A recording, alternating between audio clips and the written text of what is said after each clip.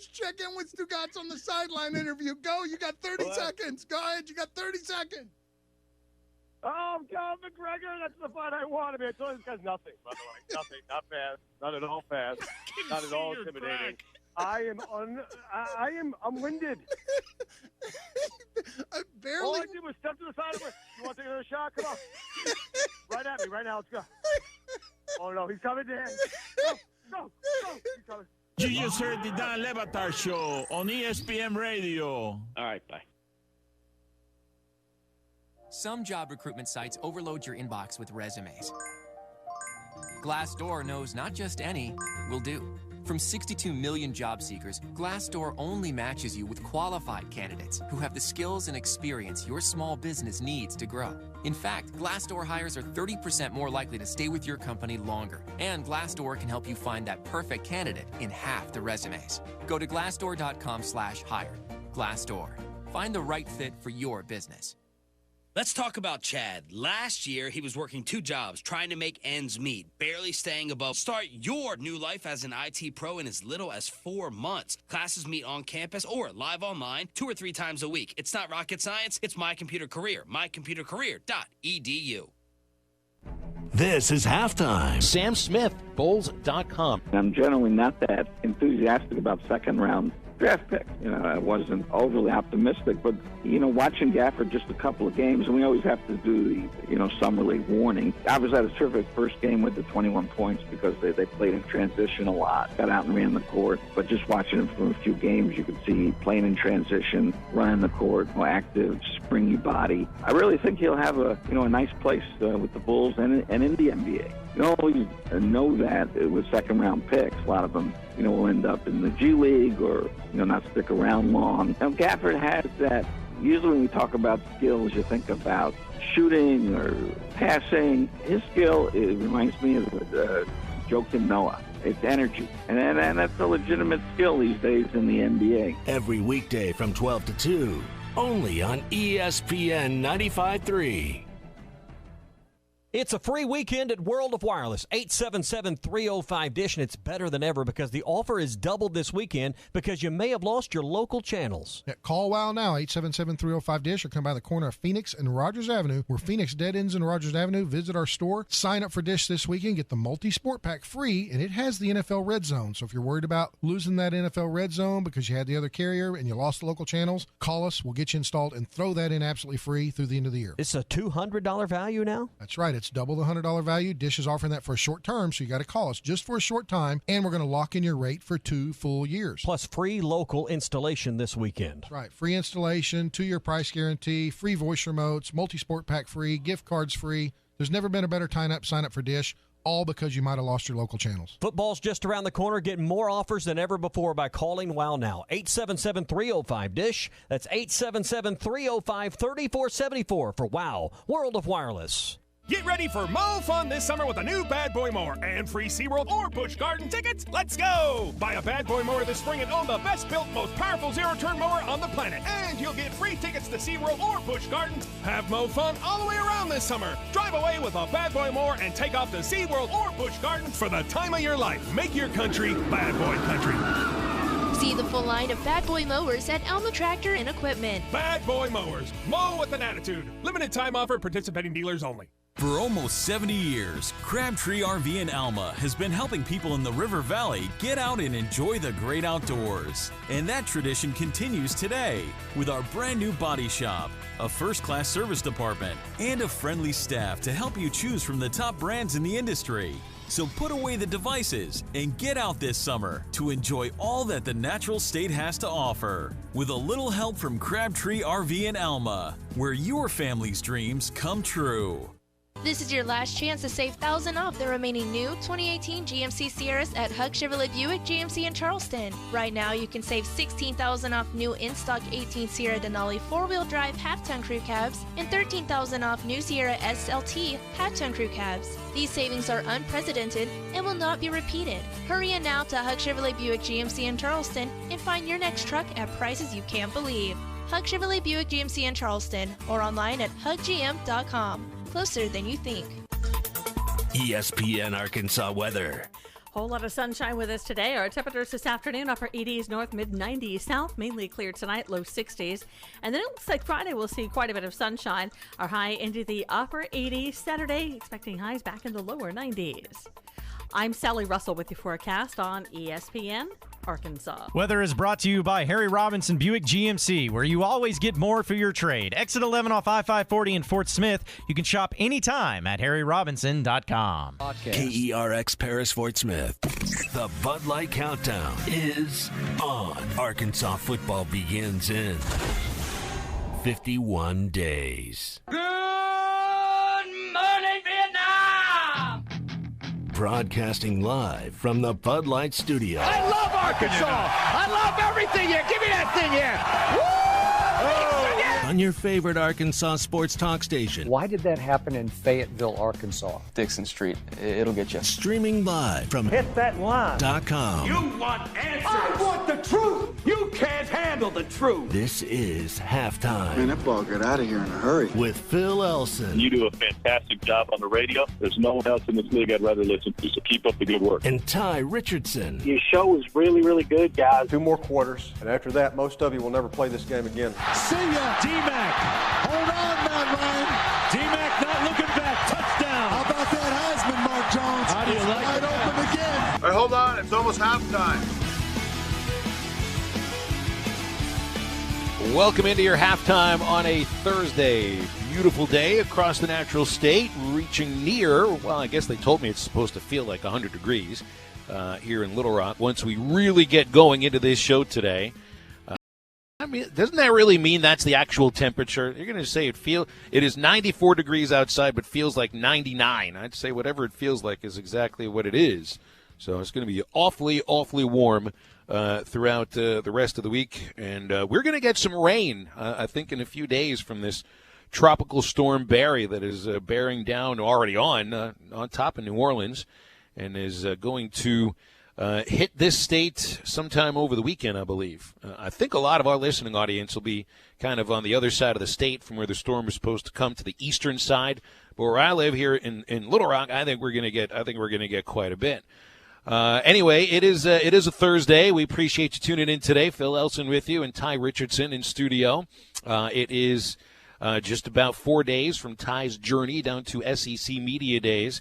I'm excited for later on in the show, Tye, actually really just about 30 minutes, because we have the unquestioned star of SEC Media Days joining us, as he usually does on Thursday, the Democrat Gazette's Bob Holt, the intrepid Bob Holt. I think that's the best term to use for Bob for the Media Days, because, I mean, I want to ask him, how many questions do you come armed with? I mean, he's going to be in there for every media session with every coach. I thought I read a piece from a few years ago in AL.com, the Alabama, well, it's the Birmingham newspaper, but AL.com about out of, what was it, like 27 questions that had been posed to Gus Malzahn at that year's media days that Bob Holt asked 7 of them. That's quite a percentage of number of questions asked in a media session. So it's funny, too, because, you know, you got a lot of stars that are going to be at media days. I mean, expected stars from SEC Media Days coming up over the next, over the next week. A lot of egos down there. Well, egos as far as the who do you mean when you say the egos? You mean the players? You mean the coaches? Do you mean the media? Who do you think? All three. All of the above. Like people that deservedly so have egos, people that don't deserve to have egos. It's just an interesting mix of people, Phil. I can't put it into words to explain it that well, but it's just a very interesting mix. And it's always, I'm telling you, something always comes out of this week, and we're going to get something. That streak's going to continue next week. But I think when it comes to, I guess I have to tamp the, or at least delineate between media stars. I mean, you have your TV media stars. There's probably none bigger than I would assume. Paul Feinbaum when he's at media days, radio, TV, all of that stuff. Those are people that are more out in the public eye with their personalities. When it comes to the print media stars, wouldn't you say Bob's at the top of the list? I would, yeah. And you mentioned that article written AL.com. Michael Cassandra, I think, was the one that wrote that article. And he's well respected. Like, Bob is very well known. Different, obviously, Arkansas media members know Bob Holt, but then there's other media members that know him as well, whether it's different coaches, whether it's different media members. They know him. He had a little good going back and forth with Barry Odom last year. He's had conversations. Obviously, you mentioned Gus Malzahn.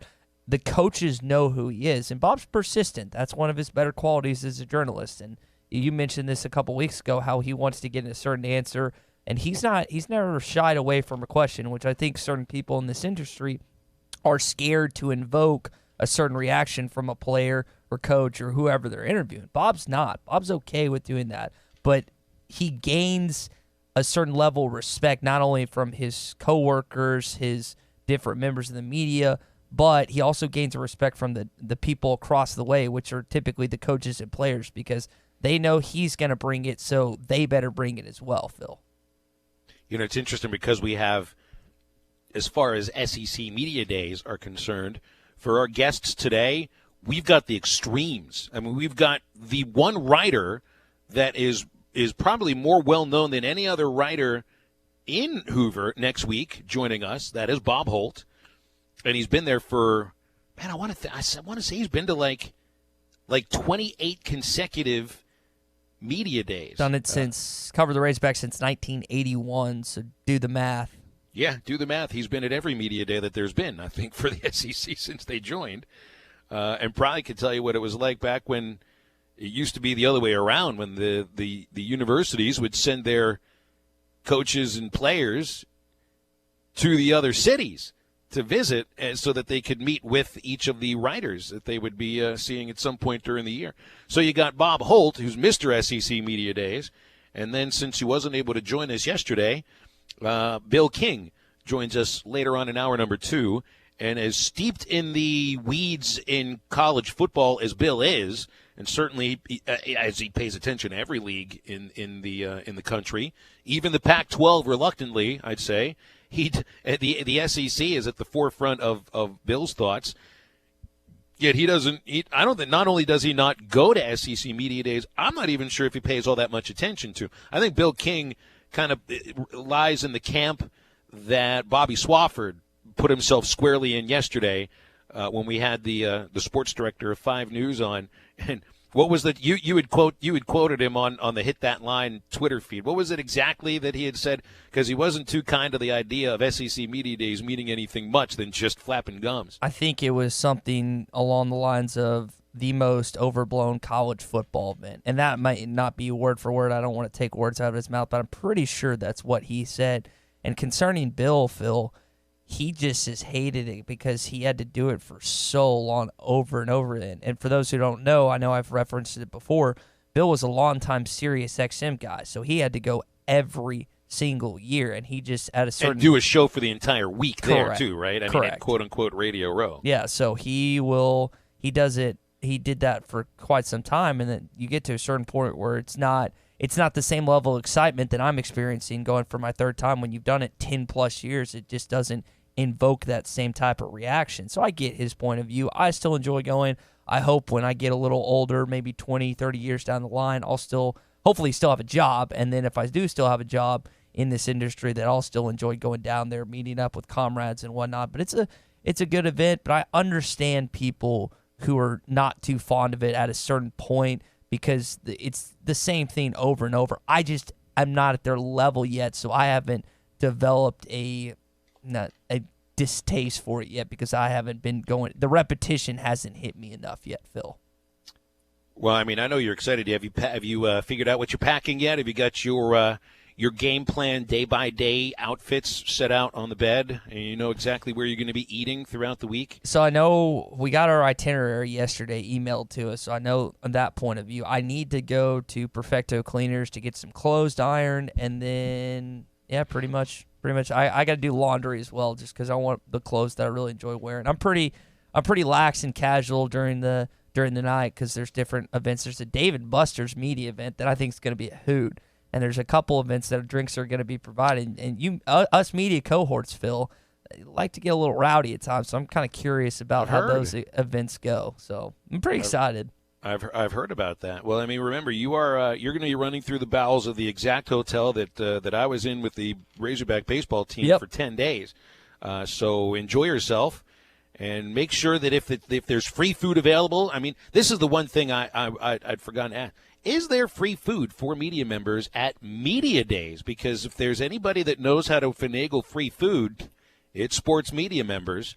And at this big sort of an event, I mean, this is the one big get-together for all these media members until maybe, the SEC championship game. And even this is a bigger gathering as far as the local reporters are concerned. I mean, there better be some free food for these people. Yeah, they have lunch for us every day during the week. They have receptions for us Monday through Wednesday night. And then the only meal they're not providing for us is breakfast, and that's kind of be on your own at that point. But, they're really good. And the food's good. It's always a good time. There was some really good food last year in Atlanta when I was down there, and then 2 years ago when I was in Birmingham, the food was good. And the best part about it, it's all you can eat, Phil. So you stuff your plate, you go to work, and you grub up. You just don't want to eat too much. And they're loaded up with Dr. Pepper's the big sponsor down there. So there's all these different soft drinks and stuff that keep you hydrated, keep you motivated for the full week. I fully expect to see you back late next week, 5 to 10 pounds heavier with probably get with a lot of facial acne. I think that's what I'm expecting. So make sure this happens. Speaking of that, I got to go to the dermatologist after this today. So I ran out of some. That's the one thing about you being at your age and me being mine. I still got to deal with the trepidation of having to deal with the not teenage phase. What am I? A post grad, like have still the possibility of getting acne and stuff, which I still unfortunately have to deal with at my age of 24. Hopefully that will eventually go away. I need to ask my dad when his acne and stuff started to decease. Oh, the acne just moves to other spots, my friend. It moves from your face to your back or your shoulders. Yeah, it's just a matter of it. It's like your hair eventually. All that nice hair on the top of your head, it's moving to other places on your body eventually. Well, the thing about the hair, Phil, is I only shampoo it once every 3 or 4 days because it's better for your hair follicles to do that way. So I shampoo, I'll condition, and I won't do anything to it one night. And so there's a little bit of natural grease that develops, and unfortunately that grease seeps down into my face, and that in turn boils over the occasional pimple or two, which I'm not fond of, but it's part of sacrificing one thing for another. And I care much more about my hair than my face, as you well know. You are making it sound like you are entering the last stages of puberty here at the age of 24, Ty. I think you actually hit those stages just a couple years ago. Yeah, something like that. I wish I was your age, man, so I didn't have to deal with that. You don't wish you were my age. I know that for a fact. You do not want to skip from 24 to 42. It might sound good, but no, you don't want that. These are the salad days for you, my friend, which, by the way, I know you're not eating any salad next week at SEC Media Days. I'll be paying attention to Media Days, not just because you're there, but you got to know what to take with a grain of salt. This is where there's going to be more coach speak spoken at the Hyatt Regency Hotel in Hoover from Monday through Thursday next week than at any other point in one room throughout the rest of the football season. I mean, you have all 14 head coaches.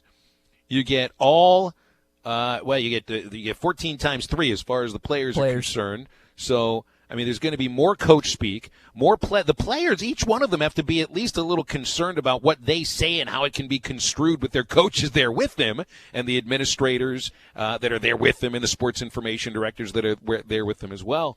So you really got to be able to, kind of separate the good from the bad, or the coach speak from the real speak, or the crap from the nutrition. We're looking for the nutrition. So, and I know there'll be some really ridiculous questions asked next week, but I'll be paying attention to what the coaches are saying about position battles.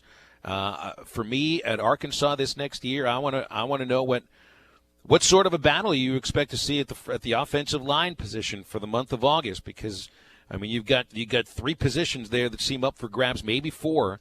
And this to me, other than quarterback, of course, is going to be the most interesting position battle, however it shakes out. That, to me, is going to be a really important part of what you see, at least from what Chad Morris is talking about. And then improvement on the defense. And I want to know how that young secondary, is able to improve from last year, if at all. I don't know if the coordinators ever join the coaches in SEC Media Days, but I think you'd like to you'd like to talk to John Chavis about exactly that. So, but, you know, I know there are a lot of people that will just sort of take the media days and cast them aside and just say, you know what, it's just promotion for a league that is already so far ahead of what seems like every other league as far as awareness of their excellence in college football. You know, and that's kind of how I felt about the ESPY Awards yesterday. You know, yesterday was ESPY Day on ESPN. I mean, it was and I know they've raised over $200 million for cancer research through the Jimmy V Fund. Wow, it crushed that.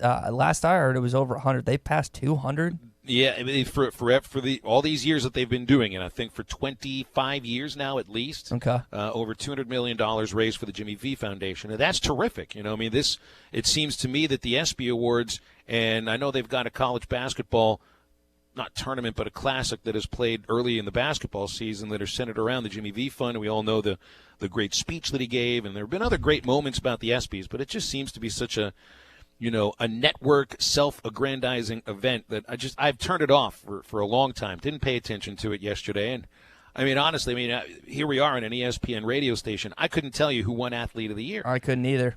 You know, I have to kind of look at it, online. We can all find things like this online. And, U.S. women's national team named the top team in the country this last year. Alex Morgan named the top athlete. Best male athlete was Giannis from the Bucks. These are all it's programming is what it comes down to for me. It's taking the one day where there isn't really any major league event at all, no NFL football, no Major League Baseball game, no NHL, no NBA, and no golf tournament to worry about, no NASCAR event to worry about, no big boxing matches, no WWE events. It's programming to put on, and so we've got so many other things to watch. So I watched a couple episodes of Stranger Things instead, but it got us thinking that real quick, John binge watched that whole season yesterday. No, I'm four episodes in, so Okay. I still have another I think 6 to go. So I mean, I really have trouble watching an entire series in one sitting. I really can't do that. People used to do that and called it reading books, sitting in a couch or a chair for about 8 hours and flipping through this thing with pages made out of paper. You used to do that for 8 hours instead of binge shows. Not like I've sat and read a book for 8 hours in a long time, but I just have trouble watching an entire episode or an entire series over the course of a day. But it got us thinking yesterday, and we moved a segment from yesterday's rundown to today about Hog ESPY Awards, and they've kind of done this already for a few years. Although I felt like they call them the Hogsby Awards. Mm-hmm. They were a little quieter with it this last year than in previous seasons, and maybe some of that has to do with the football team and the basketball team sucking. Yeah, well, I was actually going to say a little bit of a differential in the personalities between the man that's running the athletic department. That really. too. I think that's actually part of it too. But we had our own thoughts on who would win Hog ESPY Awards, essentially for the last athletic season. I guess this is, the timing for the ESPY Awards would work because it comes at the end, or at least a couple of weeks after the college sports fiscal calendar comes to an end, which is pretty much on the same fiscal calendar that the government goes on from July to July. And what Tommy brought up, what I thought was an excellent point on the Morning Rush, is the fact that ESPN is using that night, Wednesday night, at a time where there was nothing going on. Like, just absolutely nothing was going on. The MLB All-Star break, so there's no games. There was what was played yesterday? The AAA All-Star game. Yeah, and so they have nothing to talk about. It's about as dried up as a sports radio platform as it gets when it comes to trying to find topics. So ESPN, their executives are very smart in placing this so they have content to talk about. And I thought Tommy was spot on when he talked about that this morning. Yeah. So, I mean, we had some of our ideas as to whom would be the best male or female athlete. I think it's a pretty easy choice for best female athlete because, when you got a national champion there, then that would usually go. So Maria Fassi wasn't just the national champion for women's golf in the country. She was the SEC Female Athlete of the Year. So, and part of me wanted to go look at maybe Chelsea Dungy with what Chelsea was able to pull off. Mm-hmm. But you can't go against SEC Female Athlete of the Year and being a golf national champion. So I think Maria Fassi is a pretty easy choice. We had different thoughts about best male athlete of the year. I went with Isaiah Campbell, the Arkansas pitching ace. Go figure, I go with the baseball guy, right? He was as dominant can be. And still, to not even be listed on one of the top 2 SEC teams as far as the postseason voting awards went was just flooring, because Campbell was named on a number of lists as a second-team All-American, and 2.13 ERA, 12 wins, 1 loss. Guy that went into the 7th or 8th inning almost every time he went out there, struck out over a batter per inning, 125 strikeouts to 22 walks. I think Isaiah Campbell had the best performance of any male athlete that we pay attention to throughout the season. Do you have different thoughts? Yeah, I had Daniel Gaffer, and I know initially people were like, why do you think he was male athlete of the year? I think for him to come back and do what he did, he just wasn't surrounded with worthy pieces that were going to help him get to another NCAA tournament berth. And he still had fantastic numbers, like 16 points or hovering around 10 rebounds, and he was phenomenal this year. And I know there were the times where his balance went on top and he was falling down a couple times, but the dude was really solid that year. And to be drafted where he was to the Bulls in the second round as being as productive in the summer league as he has so far, we'll get to that next segment, I had to give it to him. I just thought that he persevered through a lot of trials and tribulations that he didn't know that were going to occur because of the turnover with this year's squad and how young of a team was around him. I give him a lot of credit for coming back, and there's no question Isaiah Campbell had the better year, and that's why I'm going to get to him and another Hogsby coming up. But I think I have to give it to Daniel Gafford for what he did this past season. Now, you went with Isaiah Campbell for the comeback player. Yeah, little asterisk around this. So with Isaiah Campbell, go back to 2017 being injured. What injury did he suffer through? I'm blanking. He had numerous bone chips in his elbow. So that there was a fantastic when Bo did the Hog Pod with him where he went over that with his parents and stuff. I thought that was a really good interview. And then 2018 kind of having an up and down season, a really stellar performance against Florida, pretty solid against South Carolina. And then we remember the Dallas Baptist where only pitched like 13 pitches. And then for him to come back and follow, this cannot be stressed enough, to follow the greatest pitching performance single season by a Razorback player ever and to outdo it.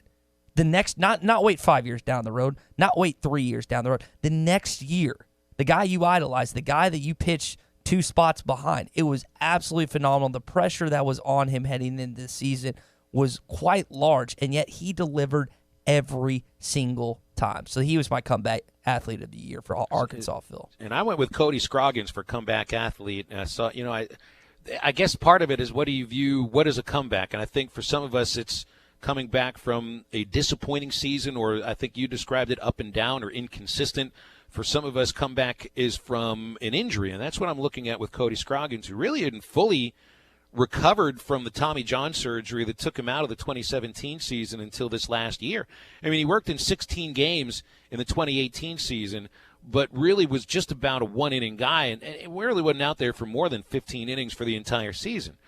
So he hadn't really been healthy until this year, and Cody Scroggins was fully healthy this year and was dominant at times. I mean, his numbers, you got to take some of the numbers for a reliever, especially when they bounce between the rotation and the bullpen with a little bit of a grain of salt. 401 earned run average doesn't sound great, but he was outstanding in relief more than starting. I think he was miscast as a starter. Once he got into the bullpen, that really kind of helped the bullpen click for the rest of the season. Had 2 of the most important performances of the year as well in the postseason, beating TCU with 2 2/3 innings in the regional final. It was nearly perfect during that stretch. And then the dominant 4 1/3 innings against Ole Miss in the final game of the Super Regional.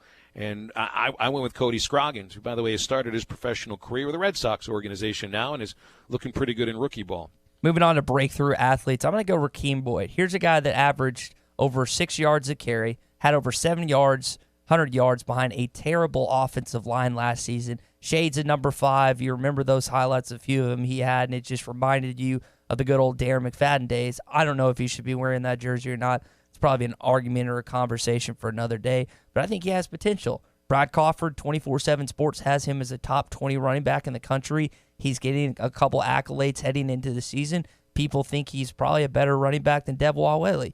He had a really good breakout season last year, and that was coming through or kind of bursting through injuries and whatnot. Hopefully he can sustain himself this year, get through the first year of being injury-ridden, injury-bugged, and kind of get more in tune with college football at the Division I level, especially in the SEC. My breakthrough athlete is Chelsea Dungy, who finished her sophomore season and first year at Arkansas with the women's basketball team averaging 20.5 points per game. That's one of the highest per-season averages in Arkansas women's basketball history. She also, of course, had that amazing run throughout the SEC tournament where she had a couple of 30-point efforts and helped Arkansas get to the women's final for the first time ever, and also had the 41-point game against Auburn, which was just the third time that a women's basketball player at Arkansas had ever scored 40 or more. And I think she's going to be even better next year, but she broke through this season, so I went with Chelsea Dungy as my breakthrough athlete of the year. Hey, you'll break through if you're looking for a new car and you go over to Rhodes Chevrolet. They've been a name you've been trusting for over 80 years. Rhodes Chevrolet, always dependable in the car buying and car owning experience. When you walk into their showroom, that very first time you're treated like family. That's part of the family-owned dealership and service department serving the River Valley for over 8 decades. Find your next dependable vehicle today at Rhodes Chevrolet, 2800 Alma Highway in Van Buren, or at RhodesChevy.com. Rhodes Chevrolet, dependable since 1934. The conversation continues next on ESPN Arkansas and HitThatLine.com. Hold on tight. Missed a segment or interview? Check out the Halftime Pod at HitThatLine.com. ESPN 95.3 is live on location. What's up, everybody? This is John Neighbors of The Morning Rush coming to you live from Hardee's here at 4123 Grand Avenue, where we're doing another qualifying lunch to eat a thick burger in 90 seconds or less so you can qualify for the football trip of a lifetime to watch the Chiefs and Chargers in late December there in Kansas City. It's a great event that we do every single year, and this year it's going to be bigger and better than ever. You also got to come by Hardee's and check out the Charbroil Double Deals for only $2.49, your choice of the Hardee's Classic, the Bacon Cheddar Double, or the Double Cheeseburger. You can also try the Garlic Bread Thick Burger, new here at Hardee's. We're going to be here from 12 to 2 today, and all you have to do is you come in, you come see me and my guy Lance, you say, I want to be participating in the Thick Burger Qualifying Challenge. We'll go and we'll get you a thick burger, eat it 90 seconds or less, and you are automatically qualified. And we have to come by at this Hardee's location at 4123 Grand Avenue in Fort Smith. We'll be out here till 2 o'clock this afternoon. Come on out and give it a try. Being the family superhero is a tireless job, constantly defending against skinned knees and sibling supervillains that won't share. But who's there for them if you're not? Your local Shelter Insurance agent. With an insurance superhero sidekick, you can find a life insurance plan that helps provide a safety net for your family. Find your insurance superhero at shelterinsurance.com. We're your shield. We're your shelter. Shelter Life Insurance Company, Columbia, Missouri. Ask Shelter agents Ted McAvoy or Jeff Clark about a free insurance review. True Grit Running Company is where perseverance meets passion. Whether you're training for your next marathon or just comfortable shoes to keep up with your kids, we have the gear to help you reach your goals. With our slow motion gait analysis and our extensive product knowledge, we have the right pair of shoes for you. We also carry apparel, nutrition, hydration accessories, injury prevention gear, and recovery products. We offer classes, workshops, and group runs. Lace up, show up, and get your grit on. True Grit Running Company, 6808 Rogers Avenue, Suite B, behind Chick-fil-A. Sit comfortably on your patio or the sidelines in a Four Seasons Courtyard Extra Large Zero Gravity Chair from Metters Lumber True Value for only $49.99. This extra large chair with a sturdy steel frame and sling fabric features double bungee cord stability and a ring lock mechanism for easy recline. It even has a detachable tray for drinks. Choose from red, gray, blue, or tan. Add a matching folding side table for only $14.99. It features a fabric top with cup holder. Pick up these bargains of the month today while supplies last at Metters Lumber True Value. Elite Roofing is a locally owned roofing contractor. If you're building a new home or maybe need a new roof on your existing home, Elite Roofing can take care of you. Elite Roofing is known for their dependability and reliability. Just ask any of their satisfied customers. They are licensed and insured, and references are available upon request. If you need a roof, call your local roofing contractors. Elite Roofing, 478-8668.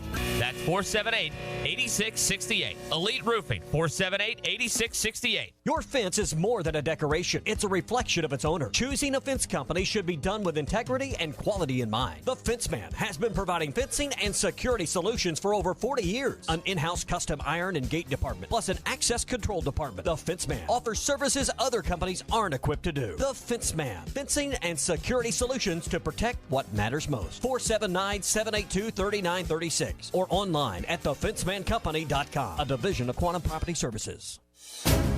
This is the Morning Rush. I'm still going to be a breast man, though. I'm just saying. Versatility is what I go for. The breasts are much more versatile. Versatile? On the chicken. Yeah, versatile. You can do a lot more with them. They're a lot more fun. That's all I'm saying. Okay, so there's the ending of our summer segment series here on food. Don't miss the Morning Rush. Weekdays from 6 till 9. Only on ESPN 95.3. Halftime is brought to you by 906 Cocktail and Cigar Lounge. Upgrade your evening on the Avenue.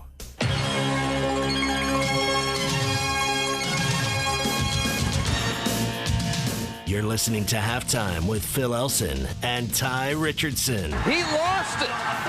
And Arkansas, Tony Bua comes away with it, and Arkansas comes away with the win in 7 overtime.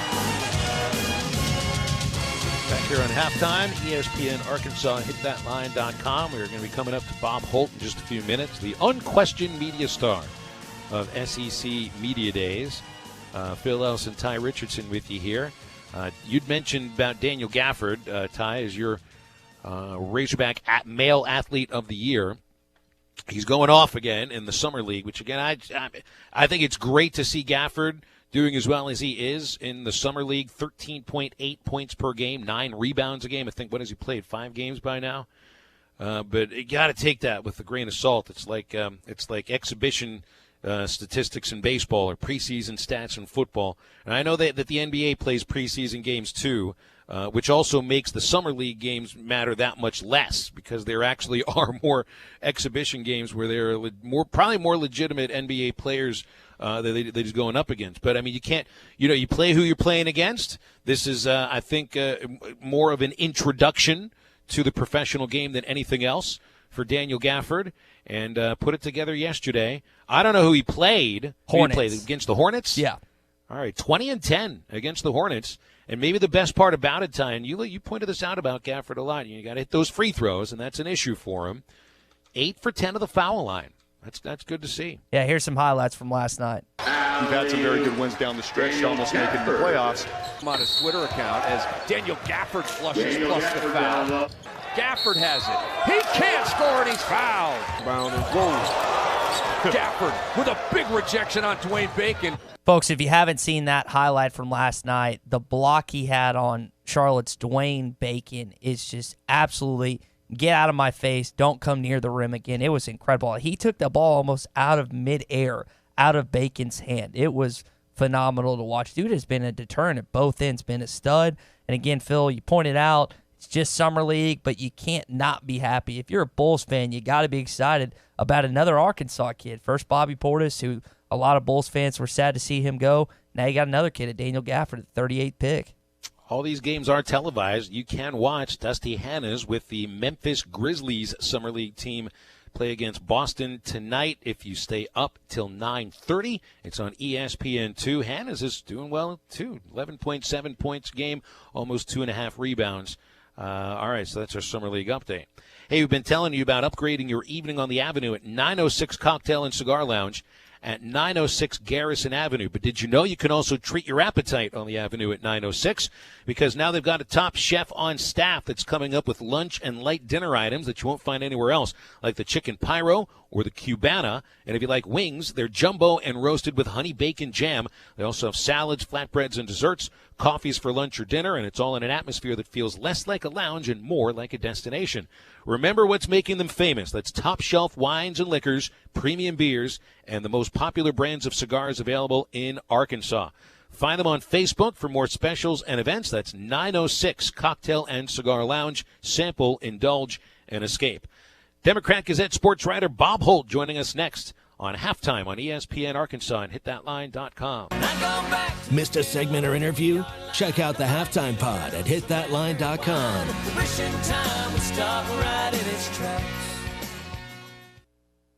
ESPN 95.3 is live on location.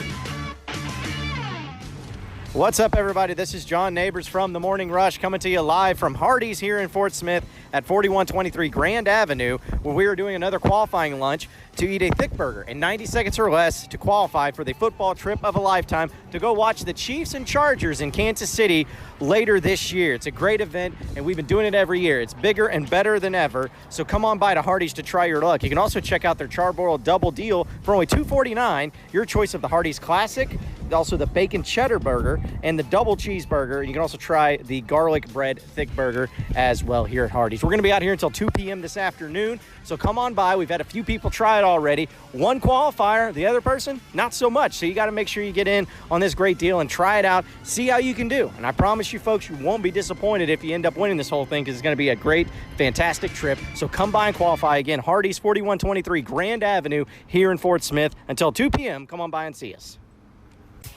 At Frankrow Furniture, we have always been involved in supporting and giving back to our community. During the recent historic flooding, many people and their families have been affected, and we continue to keep you in our prayers here at Frankrow Furniture. We want to help by offering no sales tax, free delivery, and sell at discounted prices. We can also store your purchase until you're ready for delivery and setup. May God bless you, and God bless America. Frankrow Furniture, your Made in the USA headquarters. Best seats in the house. Do you love crab legs? Like you could eat your weight in crab legs? Kind of love them? Then get to the Catfish Kitchen in Van Buren every Tuesday night for all you can eat crab legs from 4 till 8. All the meaty, delicious crab legs you can hold. Plus all the fixins like coleslaw, beans, and the best hush puppies. Plus your drink, dessert, and ice cream are all included. It's only $44.95. That's all you can eat crab legs every Tuesday night from 4 till 8 at Catfish Kitchen, 727 Fayetteville Road at the top of Logtown Hill, across from the police station in Van Buren. Built as user-friendly as it is budget-friendly, the Kubota Z100 zero-turn mower cuts a lawn worth admiring. With smooth controls and a rugged deck, this machine makes mowing way more comfortable. For a limited time, you can get a Z100 mower for as low as $83 a month. Now through June 30th, 2019. See us or go to KubotaUSA.com for more information. Gray Brothers Equipment on Wheeler Avenue is open for business. Stop by and see them today for the best deal on a Kubota tractor. It's the Red, White, and Bluegrass Festival at Magic Springs, featuring a bluegrass jam session, games, contests, a corn maze, and live entertainment throughout the day. Plus, an unforgettable concert featuring Ricky Skaggs. Saturday, July 13th at Magic Springs in Hot Springs, Arkansas. The festival begins at 2 p.m. and the festival is free with your one-day admission or season pass. Get yours today at MagicSprings.com or Kroger.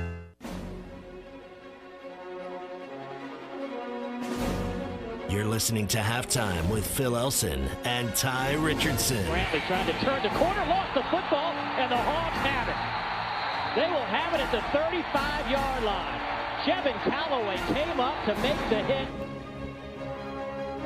Back on ESPN Arkansas and hitthatline.com. It's exciting to get Bob Holt back on with us after a couple of weeks off. Outstanding sports writer for the Arkansas Democrat-Gazette.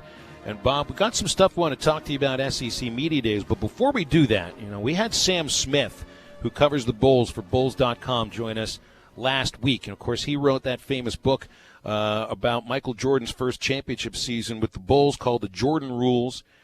That book would not have happened if it wasn't for Ball 4, the outstanding autobiography, essentially, of the 1969 season by Jim Bouton, who passed away yesterday, former Yankee pitcher, basically exposed the underbelly of athletes in a way that had never been done before, and it changed sports, it changed books, it changed sports writing. What's your reaction to the things that have been coming out, just how people have been talking about this book, which just changed society in ways that I'm not even sure if people appreciate right now? Yeah, I can't remember exactly when, but I probably read Ball 4 maybe when I was in college. It came out in '69, and so I would have read it maybe 10 years or so after it was first, or maybe I read it earlier. But yeah, it definitely makes an impression on you. People might read it today and think, "Well, that's pretty tame stuff," with all the things we have going now with social media and Twitter and all that. But yeah, back then it was really groundbreaking for somebody to talk about it, players taking amphetamines, greenies to try to get through the season, and guys, messing around on the road, and he really was just giving people a realistic view of what it's like to be a big league ball player. And Major League, I know Bowie Kuhn, the commissioner's time, didn't like it. A lot of the players didn't like it because they felt like he sort of tattletaled on them. But I didn't realize this reading some of the obituaries on Jim Bowden, but I guess the New York Public Library, it's the only sports book they had on like the most significant books of the 20th century or something like that. Now, I would like to think there'd be a few more sports books out there, but it really transcended sports, and it really became kind of a pop culture kind of thing. But it changed the way that sports was covered, and it took away that proximity or that closeness. I think of the relationships that athletes had with sports writers. Essentially, sports writers were like ghostwriters for athletes for years and years and years. And your career started, about a decade or so after the book came out, and by that time, it was expected now that sports writers would expose things if they came across it rather than acting as PR members for those who they're covering. I know in Arkansas we get accused sometimes of being essentially an arm of the PR department of the University of Arkansas. I don't necessarily think that's the case. This book is the reason why that relationship changed. Yeah, I mean, they tell stories about Babe Ruth. They do all these outrageous things, and the writers would not necessarily cover it up. They just wouldn't write about it. And I think Watergate had some stuff to do with that too. In the 70s, the 70s was a big decade for change and kind of questioning authority.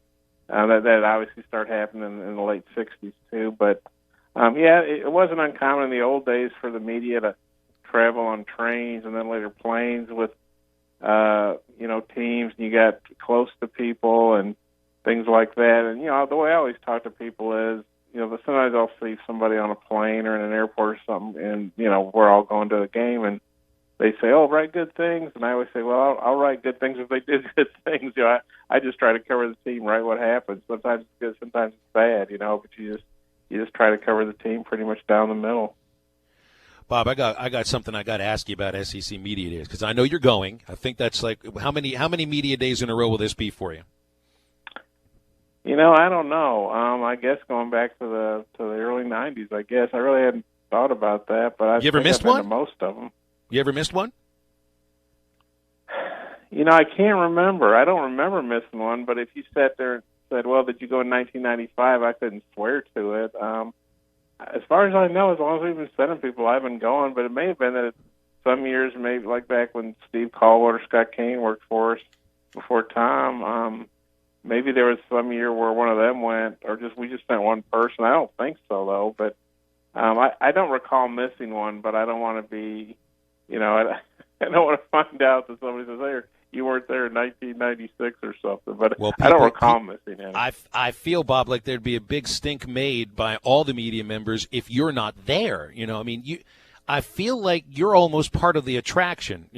And there was that great profile written in AL.com about you a few years ago, and your interviewing style and everything. But it just seems like, as far as print media members go, there's a little bit of a spotlight on you. Do you feel that when you're at SEC Media Days? Because you're trying to work. You're putting the spotlight on the coaches and on the players. And I know you're not a look at me kind of a guy, but when it comes time for these media days, I feel like people are looking forward. Not just in Arkansas, across the entire league. They're looking forward to hearing your questions and then more questions. Yeah, Michael Casagrande, great guy from AL.com, covers Alabama, really good reporter. He got the idea to write that a few years ago, and I thought he was kidding. I kind of was joking with him, and he was just kind of looking for something different, I guess. And I sort of got this, reputation. Obviously everybody wants to ask Nick Saban questions or whoever the hot coach is at the time. But, because we do these stories, we do a series on all the teams. Me and Tom divide them up, so we do 7 and 7, used to be 6 and 6.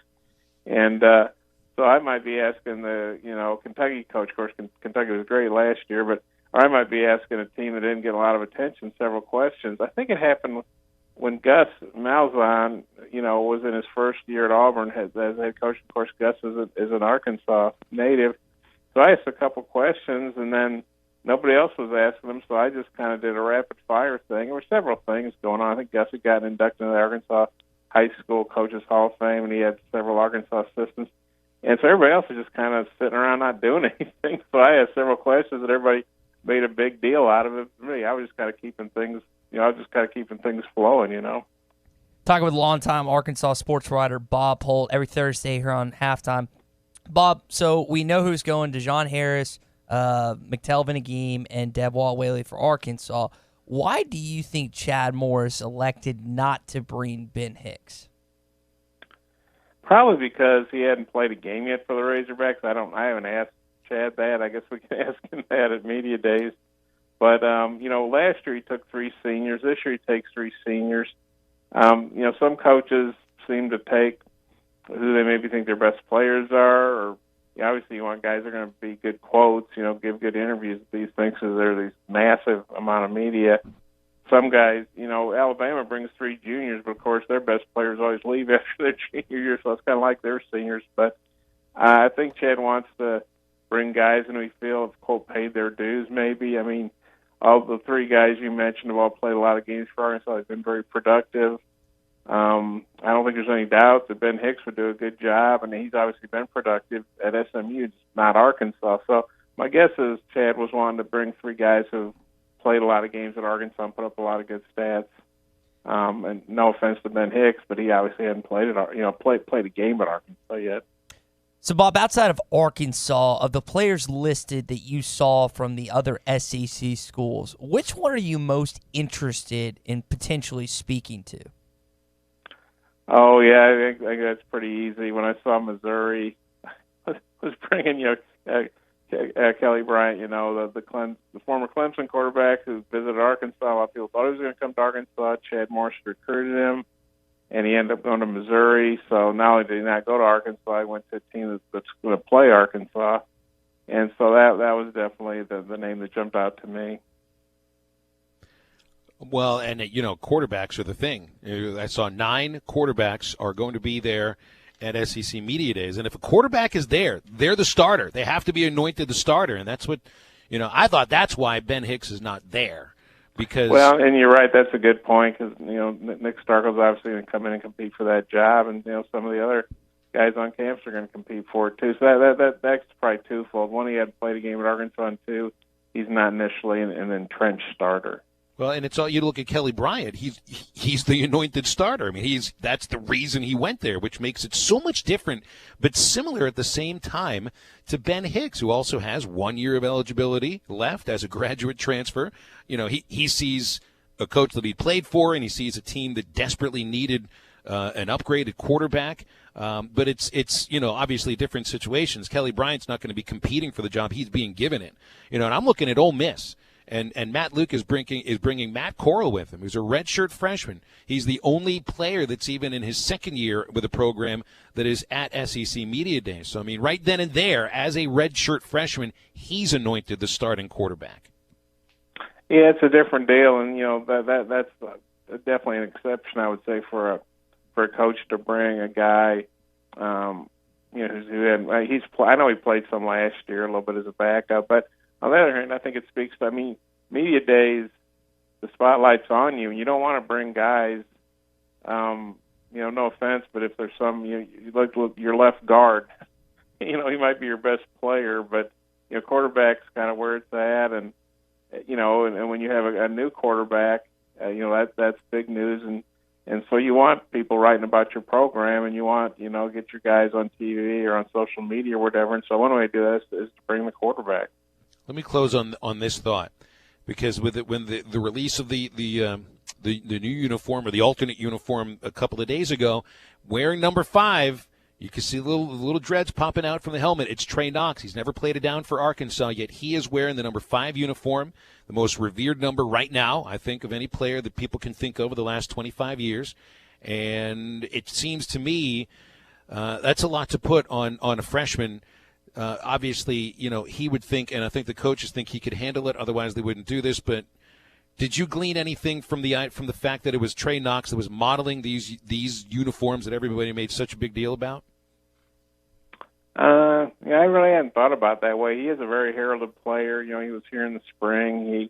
I think they're counting on him to do a lot of stuff as a freshman, you know, because receivers, you know, was not the strongest position last year. Obviously, they had a lot of issues going 2-10, but I think they're really looking for some of the speed of these freshmen to help them there. And also, I mean, I think, I guess he's going to be number 5, and you want people associate that with McFadden. You don't want to say, hey, he's obviously they play different spots, but you don't want to say, well, he's going to be as good as Derek McFadden. I mean, Derek McFadden's arguably the best player Arkansas has ever had, and you know, 2-time Heisman runner-up, probably should have won it. Not going to say probably should have won it at least once. No, probably about it, and so. Yeah, but I think probably had more to do with the number 5. They probably want to get the number 5 out there because that's such a recognizable number to the fans. Bob, we'll let you head out. Really appreciate you, man. I think Tye might try to catch up with you at SEC Media Days before you head out of town. So safe travels, enjoy the trip, and enjoy the free food there at the Media Days, too. Okay, you guys take care. Absolutely. That is Bob Holt from the Arkansas Democrat-Gazette. Hey, by the way, if you're looking for a great meal, Joe's Grilling Cantina, happy hour specials every day, Monday through Friday, 3 to 6. Saturdays, happy hours all day long, so just call it Happy Saturday at Joe's Grilling Cantina. $1 off all drinks. Paquito Nachos, only $4. You get your choice of beef, bean, cheese, or chicken. Come join Joe's Grill and Cantina for happy hour Monday through Friday and all day Saturdays. Joe's Grill and Cantina at 3400 South 74th, right across from Harps. Wrapping up the first hour of halftime next on ESPN Arkansas and hitthatline.com. Missed a segment or interview? Check out the Halftime Pod at hitthatline.com. Summer's about to get hotter with a $50 instant rebate on select Bridgestone and Firestone tires from Jim Grizzle Tire Company. Now through July 31st, take advantage of the great deals on all-season Bridgestone and Firestone tires. With 3 convenient locations, 1610 North 7th and Van Buren, and Fort Smith at 3002 Towson Avenue, and the newest location at 8821 Rogers Avenue, Jim Grizzle Tire, where you can get a $50 instant rebate plus an additional $40 if you use your CFNA credit card. Restrictions apply. See store for details, subject to credit approval. Jim Grizzle Tire, people dedicated to serving people since 1963. It's your piece of land, your point of pride, your place of peace and quiet. Your yard means something to you. So mow like you mean business with a professional-grade Gravely zero-turn mower. Gravely means comfort. Gravely means strength. Gravely means cutting precision. Gravely mowers mean business. Gravely, build to mow the distance. Visit Bush Machine and Tractor, 73010 0 Street in Fort Smith, or at bushtractor.com. Guys, nobody wants to paint, but to stay on the good side's better half, there's no choice. 5 Star Painting of Fort Smith is a professional company that does residential and commercial painting. They do it all: interior, exterior, refinishing cabinets, fences, and decks, even some light carpentry. From the time you call for your free estimate to the attention they give to you in detail, you will be satisfied. It's guaranteed, and 5 Star Painting of Fort Smith owner Sean Weidman has been in the area for years, so you know it's all about a great reputation. Make mama happy and everyone's happy. 5 Star Painting of Fort Smith, licensed, insured, and bonded for trust. Go to 5starpainting.com/Fort Smith and get that honeydew done. Looking for a high-quality and affordable vehicle? Hertz Car Sales offers a wide selection of high-quality cars, SUVs, or trucks. Amazing customer services with affordable prices on every car. With inventory arriving daily, why not make the short drive to 2810 Midland Boulevard or give them a call at 783-1722. You can also check them out on the web at buyfromhertz.com. Trade-ins are always welcome, so stop by to Hertz Car Sales today. You'll be glad you did. Hi, I'm Kelly Smith, owner of Dixie Digital Imaging, the Xerox authorized agency and dealer in the River Valley. The 29 new models of Xerox business printers and copiers represent a quantum leap forward in office technology. They are designed for the way we work today, safely and securely. They're powered by Xerox Connect Key technology. They're innovative and affordable with both black and white and color devices available. For more information, give Dixie Digital a call at 783-6600 or visit us at dixiedigital.com. Dixie Digital Imaging, bringing Xerox document innovations to the River Valley. Evans Body Shop is ready to get your vehicle spiffed up for all the fun activities and trips that come along with the summer. Spend your days at the pool, not worrying about getting your car fixed. We'll do that for you. We will work with you and your insurance company to make the entire process easy. Follow us on Facebook so that you won't miss your chance to win Parrot Island tickets throughout the summer.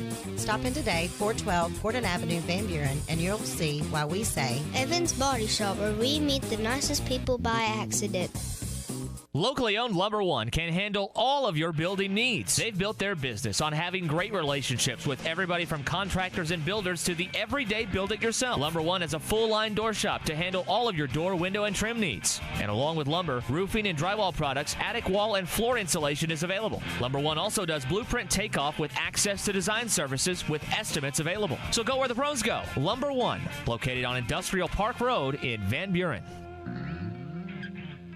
What's your next obsession? If it's diving lessons, Ocean Impact Dive Shop, Western Arkansas, and Eastern Oklahoma's premier dive shop is waiting on you. Ocean Impact is a full-service 5-star PADI dive shop offering air fills and tank inspections. The staff can answer all your questions and get you started on your underwater adventure. Ocean Impact Dive Shop, 2127 South 56th Street, Fort Smith. Don't wait, summer's just around the corner. Get to Ocean Impact Dive Shop. Go get your dive on. Halftime is brought to you by 906 Cocktail and Cigar Lounge. Upgrade your evening on the Avenue.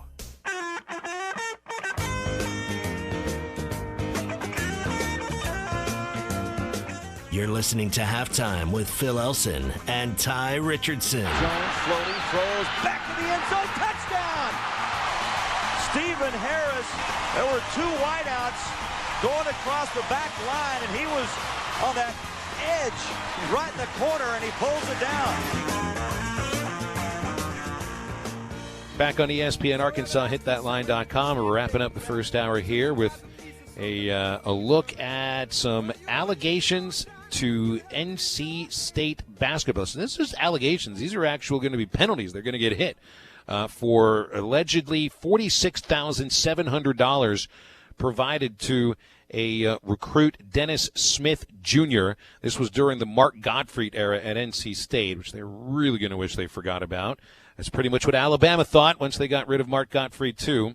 So NC State with 2 Level 2 violations connected to being provided complimentary tickets to home games, parking passes, and moolah. And it's usually the moolah that gets you doc scholarships and a lot of other things. Yeah, the first thing you shouldn't be too up in arms about, but the money, that's a little bit a different story when it comes to the NCAA providing cash benefits to prospective student athletes. So yeah, not great. You feel bad for Kevin Keats, who's the current head coach at NC State right now. You hope that it's not him that gets the blunt of the punishment, but as we well know, that's what typically happens when other coaches take over. The former coaches don't get the majority of the punishment. Let's see what happens to Mark Gottfried, because he's currently the head coach at Cal State Northridge. Good luck with that, Northridge. Second hour halftime after the break on ESPN Arkansas and hitthatline.com. ESPN 95.3 is live on location.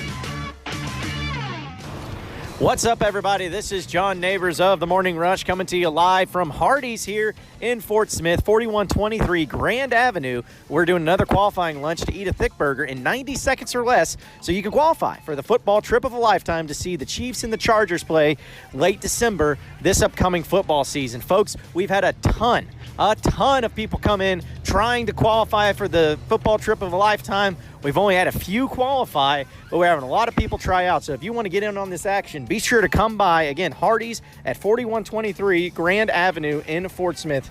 We're going to be out here until 2 p.m. this afternoon. It's been a lot of fun, and I know that some people are at least not going away hungry as they're able to try it out. But I'm telling you, Quentin was here, and he did it, and he had an appendix out in under a minute. You can't get better than that. So it's a lot of fun. So come on out and try it again. 4123 Grand Avenue, the Hardee's for the thick burger eating competition. 90 seconds or less. Make it happen, folks. Hello, would you like me to find workout classes near you? There are no stores that sell glasses within 10 miles of your location. There's enough artificial in the world. That's why Michelob Ultra is brewed with no artificial colors or flavors. With just 95 calories and 2.6 carbs. Superior light beer. Enjoy responsibly. 2019 Anheuser-Busch Michelob Ultra Light Beer, St. Louis, Missouri. 95 calories, 2.6 grams carbs, 0.6 grams protein, and 0.0 grams fat per 12 ounces.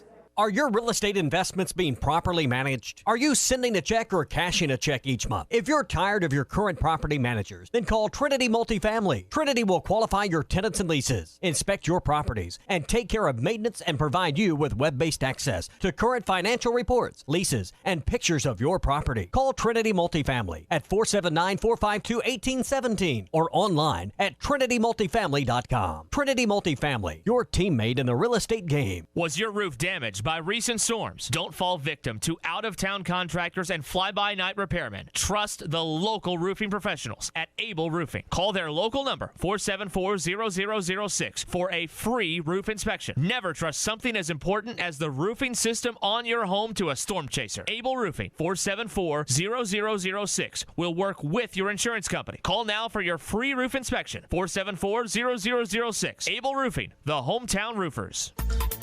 ESPN Arkansas weather.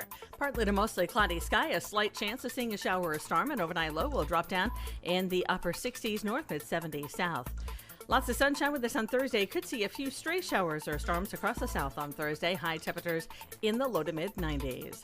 I'm Sally Russell with your forecast on ESPN Arkansas. Weather is brought to you by Harry Robinson Buick GMC, where you always get more for your trade. Exit 11 off I-540 in Fort Smith. You can shop anytime at harryrobinson.com. The Bud Light Countdown is on. Arkansas football begins in 51 days. Good morning, Vietnam!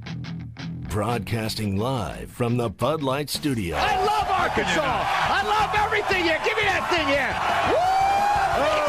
On your favorite Arkansas sports talk station. Why did that happen in Fayetteville, Arkansas? Dixon Street. It'll get you. Streaming live from Hit that line. .com. You want answers! I want the truth! You can't handle the truth! This is Halftime. Man, that ball got out of here in a hurry. With Phil Elson. You do a fantastic job on the radio. There's no one else in this league I'd rather listen to, so keep up the good work. And Tye Richardson. Your show was really, really good, guys. 2 more quarters, and after that, most of you will never play this game again. See ya, D-Mac.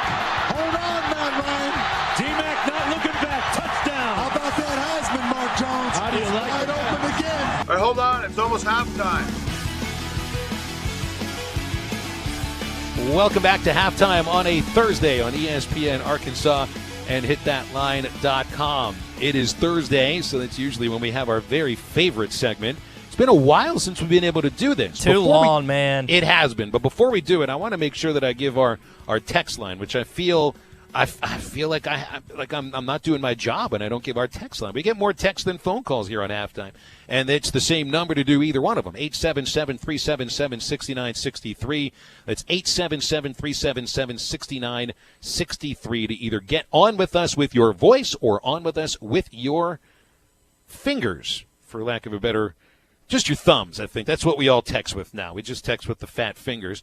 Make sure that when you do send us a text, give us your name and where you are texting us from so that we don't actually refer to you as your phone number, which I'm going to guarantee we don't do that. All right? Guarantee we don't do that. It's a fingers crossed. It's a radio promise from Phil and I that we won't do that. So last Thursday, we didn't have a show. That was America's birthday. The Thursday before, I was in Savannah, and we didn't have halftime homework.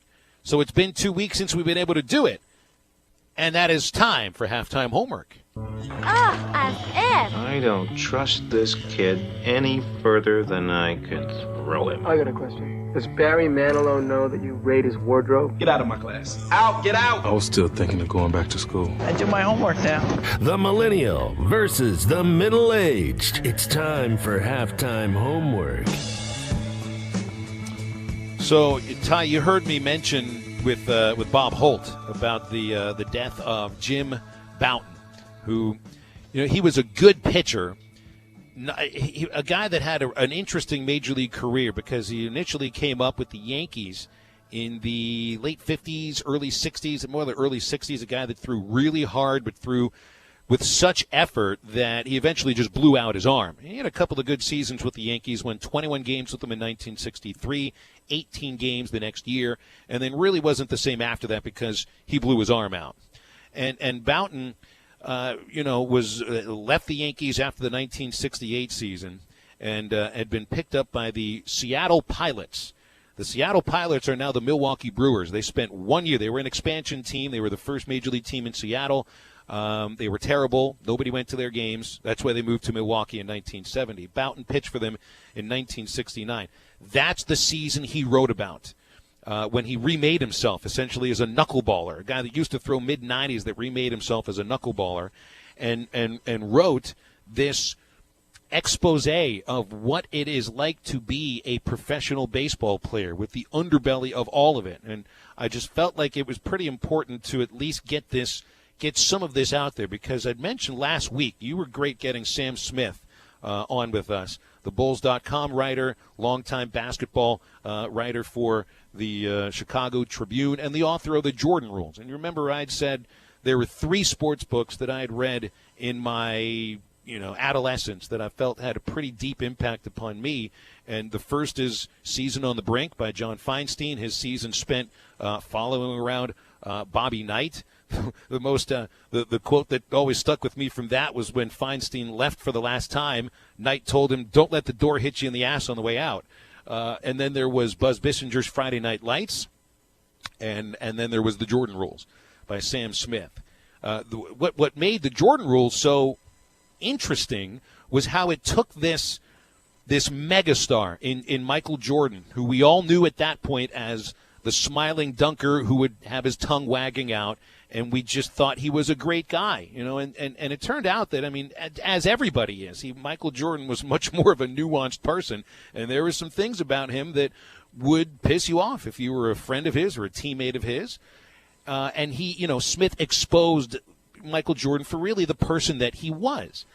None of any of these books, none of any of that point of view would have been available to writers as a construct to write about without Ball 4.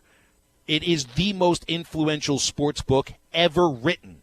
That's why it's on the New York Public Library's list of as the only sports book as one of the most influential books in American history.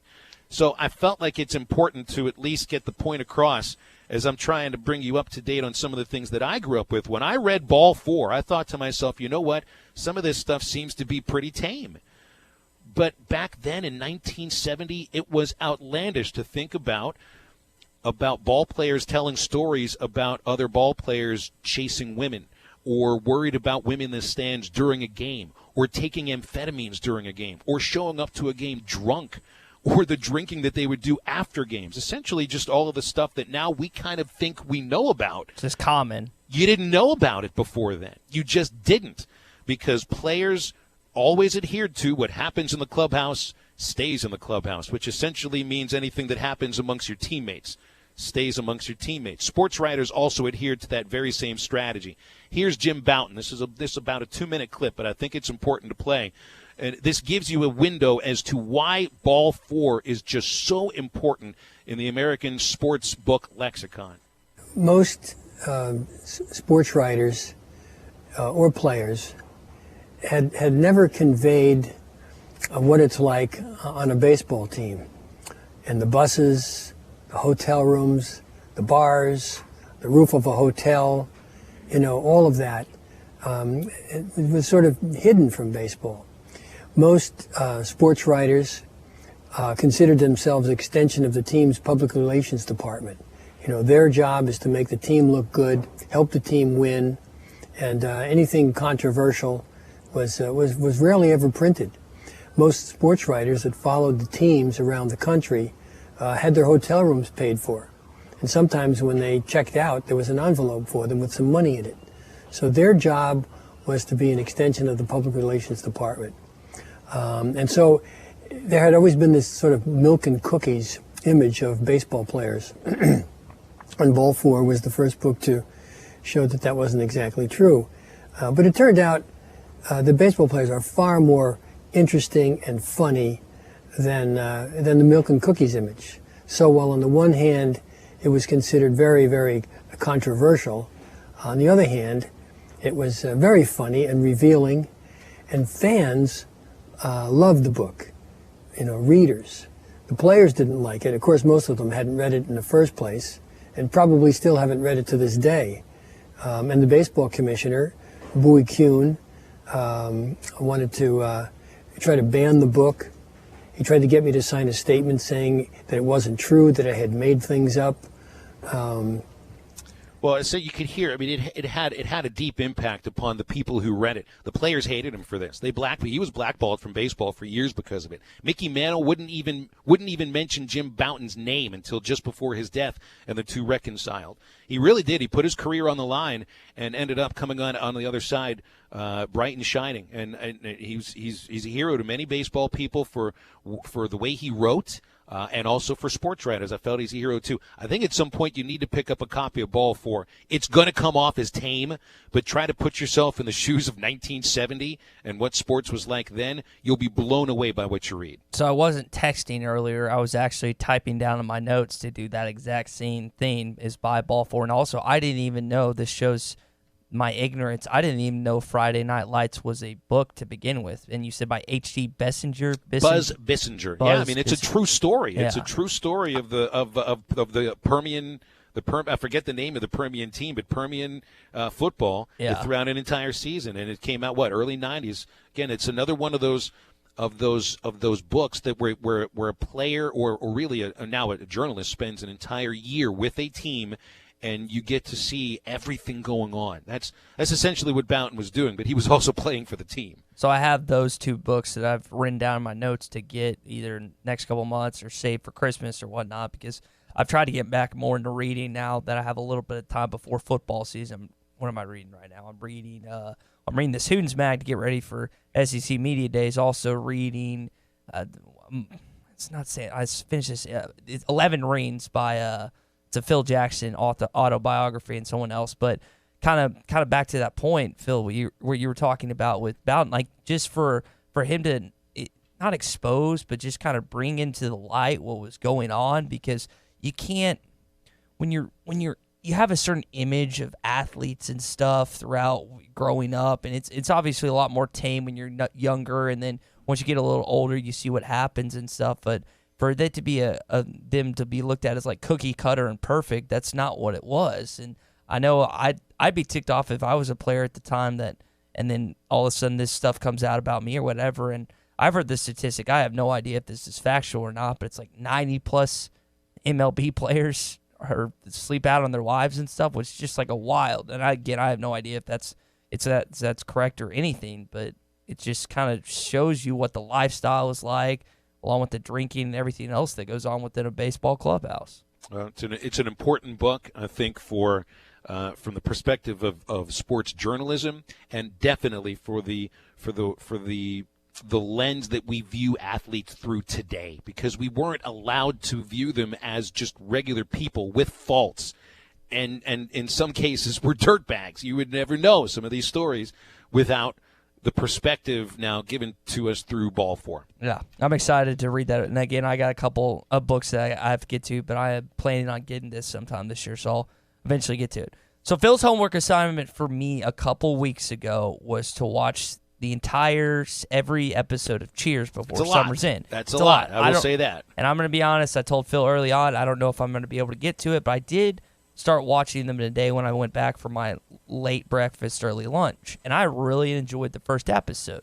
So I know Coach, I know the good-looking former baseball player that's a bartender, and I know they're the new waitress. And that shows you that I was doing my best to watch it, but it's just so that Sam funny. Malone is the bartender, yes. and that's Diane Chambers is Shelley Long, who plays the waitress. Correct. And the opening scene is that little kid trying to buy beer with a fake, and I can honestly, hand on the Bible, say that I have never tried to buy beer with a fake. Now, I've gotten friends to buy it for me, but I've never done that. I just kind of found that scene funny. And then when she didn't want people to know that she was eloping and going on her honeymoon or about to get married or whatever. She was marrying her college professor, by the way. Yeah, which is a little interesting.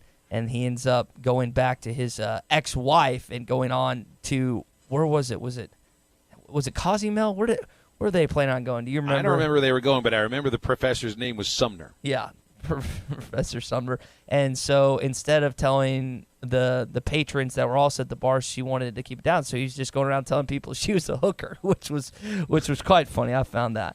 What else? I'm going to start using the word buster again. I haven't used buster since I was in like middle school or like elementary That's a good school. early 80s word to use for kids. Usually using it for kids. Yeah, so I'm going to start using the word buster again when it's more in like joking terms with, hey, Buster, you can't do that, or hey, Buster, come here, or something like that. I'm going to start picking up that word again because it's a word I used to enjoy using, and it just kind of was stricken from my vocabulary. I'm gonna toss it back in there. But yeah, early on, really liked. I'm about an episode and half of one in. I'm gonna go back when I get home after I'm done working and watch another episode. I think I'm gonna take a liking to this show. It's very similar to How I Met Your Mother, where they just have friends at a bar, except it's more on the workers at the bar than that. And I feel like that this hopefully will have a better ending than How I Met Your Mother, because that ending to that TV show is absolutely dreadful. You know, and I remember talking to you about one of the differences from Cheers, from really any other sitcom that I can remember, was that it was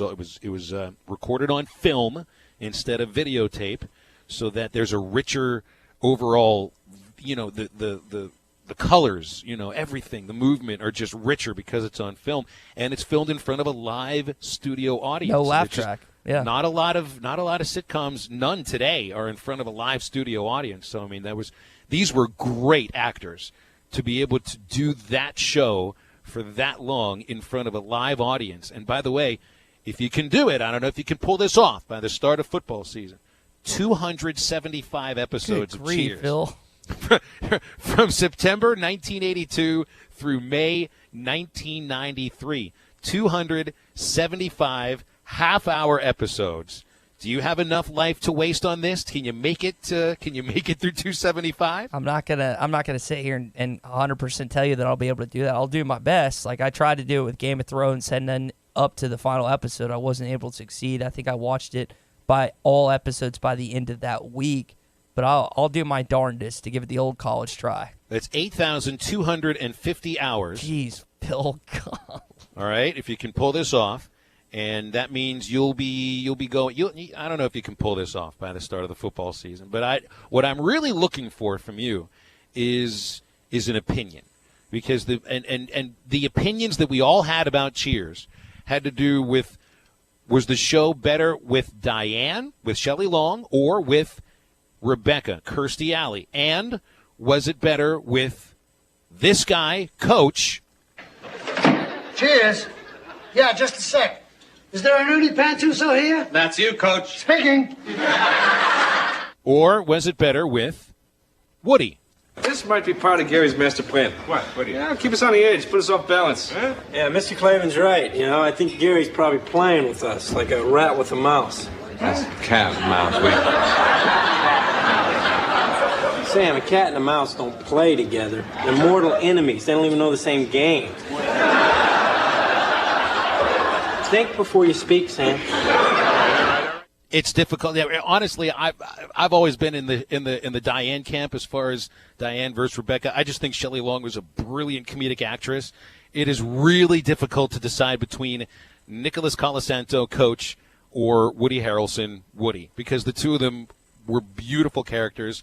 It's a shame they could never share the screen at the same time. Yeah, and I like Woody Harrelson, but the Woody Harrelson I know is White Men Can't Jump, Friends with Benefits, I think Hunger Games. Like that's a millennial gap between the Woody Harrelson you know from Cheers and the Woody Harrelson I know. So I'm kind of curious to see what. It's always fun to go back. Obviously, your depiction of different movie actors and actresses over the years is a lot different from mine. I think we talked about this a couple weeks ago, how I know them from, hey, that's her from this movie that came out 5 years ago. And you're like, no, that's her from came out this movie like 30 years ago. It's just funny how we look at actors and actresses from different movies and different eras, and we see them for something that the other person typically doesn't see them as. What was most difficult for me to accept about Woody Harrelson going from Woody Boyd, the green as green gets bartender from Indiana that's in the big city in Boston, how he goes from that character to playing Mickey Knox from Natural Born Killers, the crazy movie from 1994. I think he played that with Juliette Lewis, I believe. That's just an absolutely crazy movie. It shows some range, as an actor, and I think Woody Harrelson had all of that. All right, so I'm going to need an opinion at some point, because you can't be a fan of Cheers without having an opinion about these two debates. How long till I get to Diane? I think Diane is the one you're watching now. Oh, that's sorry. Shelley Long. Rebecca, I think, came in the 6th or 7th season. So I got a ways to go. Jeez. You do have a ways to go, but that means you get to fall in love with Shelley Long's character Diane, because she's terrific. She's so funny, and the relationship dynamic with Sam Malone, and then see how the show changed once Rebecca came on. I mean, it was still good. For me, it just wasn't as good. That's all. Okay. I think you'll love it either way. Typically, the shows over time they get worse. It's hard to just keep up the same consistency, the same respect, the same talent, whatever the show's level at. Typically, it moseys off, and it kind of you jump off the boat. It's just not as good. So my homework assignment for you, I've got 6 movies here that you can choose from. And again, you are 100% allowed to pick whatever one you want. Have you seen? And I want you to watch one that you haven't seen. Okay. So I saw this, and I was trying to think of it's. I don't want to give you like a millennial movie, but I'm trying to pick out a movie that's happened in the last 10, 15 years, so I can call it my era movies, even though it might not be looked at that way. Have you seen Gone Girl? Yes. Okay, so I got very good. That's an outstanding movie. Have you seen The Departed with DiCaprio and Who Damon? hasn't? Okay, I figured. What about The Prestige with Christian Bale and Hugh Jackman? Now, I think that one I have not seen that one. No. Okay, Role Models. Have you seen Role Models with Paul Rudd and Sean William Scott? Missed that one. Okay, Hot Rod. Nope. Okay, so you haven't seen those 3. And then what was do you remember the third one I told you? 4th one that I was talking about? Did you say Good Luck Chuck? Yeah, Good Luck Chuck, because we were talking about Dane Cook or whatever. So I'll describe each of them. Don't have me watch a Dane Cook movie. Okay. I'll just put a request in for that. So don't watch that. All right, so I'm going to describe each of these movies. You're more of a comedic guy, so I'm thinking you might lean towards one of the 2 comedy ones. As far as this goes, Phil, The Prestige is with Christian Bale, Hugh Jackman. They're both magicians. They both have stellar tricks, and it's kind of a drama/thriller. Ooh, this is a Christopher Nolan directed movie. It's really good, man. It's pretty solid. I'm surprised you hadn't seen it. For the audience listening, if you have a choice that you think Phil should see between, again, The Prestige, Role Models, and Hot Rod, text us in 877-377-6963. So that's one. Number 2, Role Models. It's Paul Rudd. It's Sean William Scott. It's about them getting into trouble, and they have to tutor these kids through a program like Big Brother, Little Brother, like that. It's really funny. It's pretty solid comedy movie. And then Hot Rod, Andy Samberg. And I don't even know how to describe this movie. It's just like it is the definition of a stupid millennial movie. But why don't I just go with The Prestige? Yeah, Al in Fort Smith says you should go with The Prestige, so I'm thinking you should probably end up with that. Al, I'm with you. I'm going to go with The Prestige. We got another one. Hunter in Fort Smith says The Prestige before I watch anything else. We got 2 votes for The Prestige already. Let's just say that. I'm surprised you hadn't seen that movie, man. That's a pretty, especially with Christopher Nolan behind it, that's a pretty popular movie. Maybe I'm just not as hip as you think I am. Maybe not. Maybe I'm overestimating your hipness. So you obviously did. Yeah. Do you know what bet means? Like, not just the casual, like, I'm going to place a bet. Do you know what bet means? Bet like you bet. Okay, so you don't know what that means. Obviously, no, I don't. You go ahead and push that button that I don't have access to. Generational gap. So I like to mess. I like to mess with Tommy. Tommy was giving me a hard time because apparently Dank is out of style because he told his kids that, and they said that was so like 2 years ago.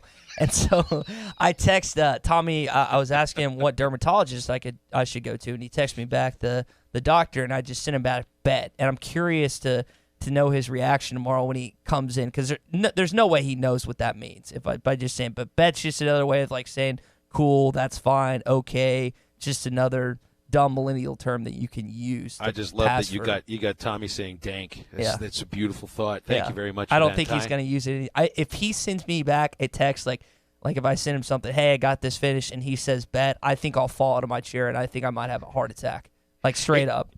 Hey, the weekend's coming up, so make your plans to head over to Art's Barbecue Burgers and Grill. They have, it's Friday tomorrow. It's all-you-can-eat catfish. Should be a great night. Plus Saturdays, it's $1 off burgers, and Saturdays also ribeyes, slow smoked to perfection, grilled. Check out the BLT with bacon smoked plus one side. You get the Art Attack burger with house-smoked bacon, ham, fried egg, hand bread, and onion ring, and the rest of the fixins. And that is Art's Barbecue and Burgers off Rogers Avenue next to Aaron's. Hey, there are raises for the baseball coaches at Arkansas. Quick update on that. Bill King joins us in a couple of segments on ESPN Arkansas and hitthatline.com. Nerds! Nerd! Nerd! You're listening to Halftime with Phil Elson and Tye Richardson. Follow them on Twitter at Phil Elson PXP and at Tye Sports Radio. ESPN 95.3 is live on location. What's up, everybody? This is John Neighbors of The Morning Rush coming to you live from Hardee's here at 4123 Grand Avenue, where we're doing another qualifying lunch to eat a thick burger in 90 seconds or less so you can qualify for the football trip of a lifetime to watch the Chiefs and Chargers in late December there in Kansas City. It's a great event that we do every single year, and this year it's going to be bigger and better than ever. You also got to come by Hardee's and check out the Charborough Double Deals for only $2.49, your choice of the Hardee's Classic, the Bacon Cheddar Double, or the Double Cheeseburger. You can also try the Garlic Bread Thick Burger, new here at Hardee's. We're going to be here from 12 to 2 today, and all you have to do is you come in, you come see me and my guy Lance, you say, I want to be participating in the Thick Burger Qualifying Challenge. We'll go and we'll get you a thick burger, eat it 90 seconds or less, and you are automatically qualified. And we have to come by at this Hardee's location at 4123 Grand Avenue in Fort Smith. We'll be out here till 2 o'clock this afternoon. Come on out and give it a try. Hey, football's just around the corner. It's time to get the TV all lined out, and the multi-sports pack is free right now when you sign up for Dish. We have been a Dish dealer for almost 25 years, and we know when football is right around the corner, so we're announcing it now. Football is that close because you get the multi-sport pack free, which has all the regional sports channels in it, and more importantly, the all-important NFL Red Zone is included in that packet, and that is free through the end of the year when you sign up for new Dish service. Call WOW now, 877-305-DISH. That's 877-305-3474. If you miss soccer, you're missing your local channels, then you got a solution for it. Yeah, if you're angry because you missed the local channels, you can get Dish with a double the gift card offer. That's right. Instead of $100, we're going to double that because you're upset because you lost some of your local channels. But you got to call us this weekend, 877-305-DISH, before those channels come back. This is a limited time offer, so don't wait. Call now, 877-305-DISH. That's 877-305-3474 for WOW, World of Wireless. Looking for a new home course this golf season? Eagle Crest Golf Course has memberships as low as $83 a month for Zoysia Fairways and Bentgrass Greens. Is your whole golf group ready to join Eagle Crest? 4 new members can join for just $1,150 each for the entire year. Individual annual memberships are just $1,250 a year. Call Eagle Crest Golf Course right now for all the details. 632-8857. That's 632-8857. Eagle Crest Golf Course, Highway 64, just east of Alma. Head to toe, it's gotta be Jelco for hard work and the great outdoors. With quality and price and comfort you like, and savings that you're looking for. We've got the shoes and boots, steel toes too, outerwear and a whole lot more. Head to toe, it's gotta be Jelco for hard work and the great outdoors. This time of year is hectic, and we know you have things to do and places to be. Southern Tire Mart can help you get there and save you money on America's most trusted brands like Michelin and BF Goodrich. Take advantage of our $29.95 oil change, which includes a 27-point vehicle inspection. Come see us at Southern Tire Mart just off I-540 at exit 14 in Fort Smith today for quality Michelin and BF Goodrich tires and the best-in-class service. Get where you need to be with Michelin, BF Goodrich, and Southern Tire Mart. This is the Morning Rush. This one was a very vivid and specific dream. I don't really have those types of dreams. But it was so specific about the Arkansas Razorback football season and what they did, how good they were, and the hope that inspired in the Razorback fan base. Ty, did you have any idea that mushrooms were growing on the beach in Destin? Because clearly he'd been in some mushrooms or something down there. Don't miss the Morning Rush. Weekdays from 6 till 9. Only on ESPN 95.3. Halftime is brought to you by 906 Cocktail and Cigar Lounge. Upgrade your evening on the Avenue.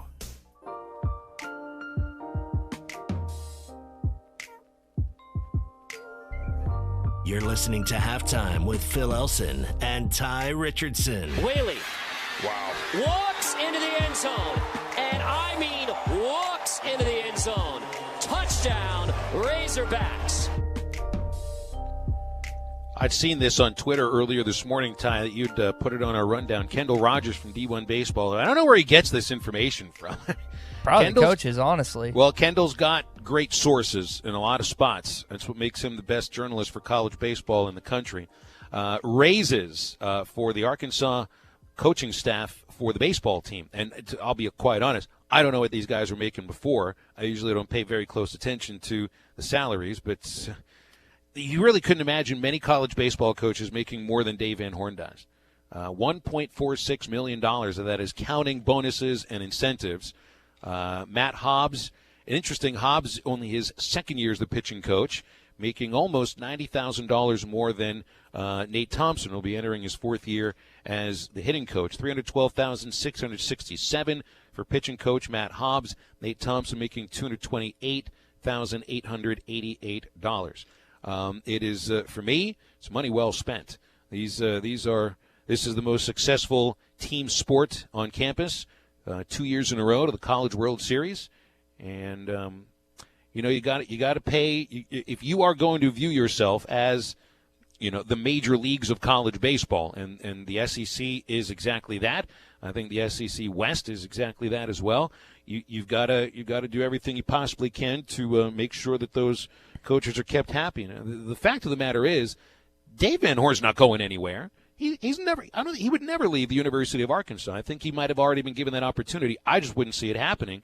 The other coaches, it makes sense that they'd be looking for not greener pastures, but maybe an opportunity to run their own program at some point. But Vitello, Johnson going up north to Minnesota. For each of their positions, for head coach, for pitching coach, for top assistant or recruiting coordinator like Thompson, these have got to be three of the best paid baseball coaches in the country for college.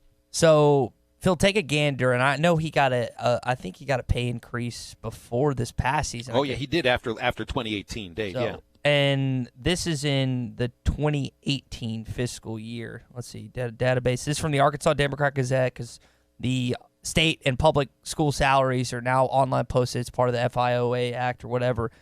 This is from, let's see, final calendar. It says $600,000 was his annual salary, and I think it was more than that following the College World Series appearance. But this is based on, I think, the statistics from last year. But I don't think he cleared $1 million, man. I'm pretty sure he did because I remember looking up Chad Morris's. And at the time, Mike Anderson's, and then him, and just being blown away that what I thought was kind of futile money compared to the others. And I'm not 100% on this, but I think he was under $1 million. I think so. Surprising. The fact that he's busted now up to over 1.4, that's wild, man. And he's worth every penny. If you're an Arkansas baseball, football, whatever, you look at that salary and you don't bat an eye. You don't bat an eye because you're just like, dude's been to 2 straight College World Series. He's been to 6 while he's been. You don't bat an eye throwing that type of money at him at all. Well, and it's not a matter of losing money, at a coach because you want to keep him. This is a program that makes money.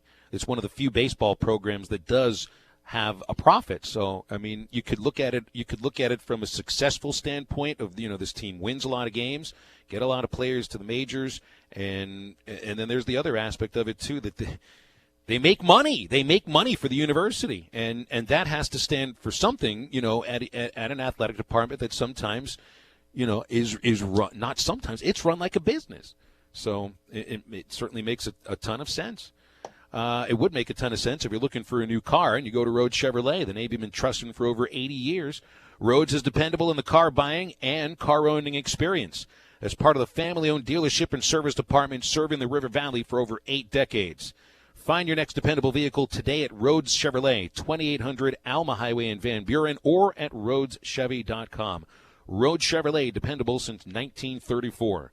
Nashville Sports Radio's Bill King coming up with Talking College Football next on ESPN Arkansas and HitThatLine.com.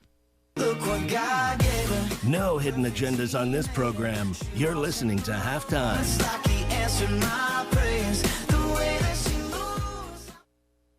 ESPN 95.3 is live on location.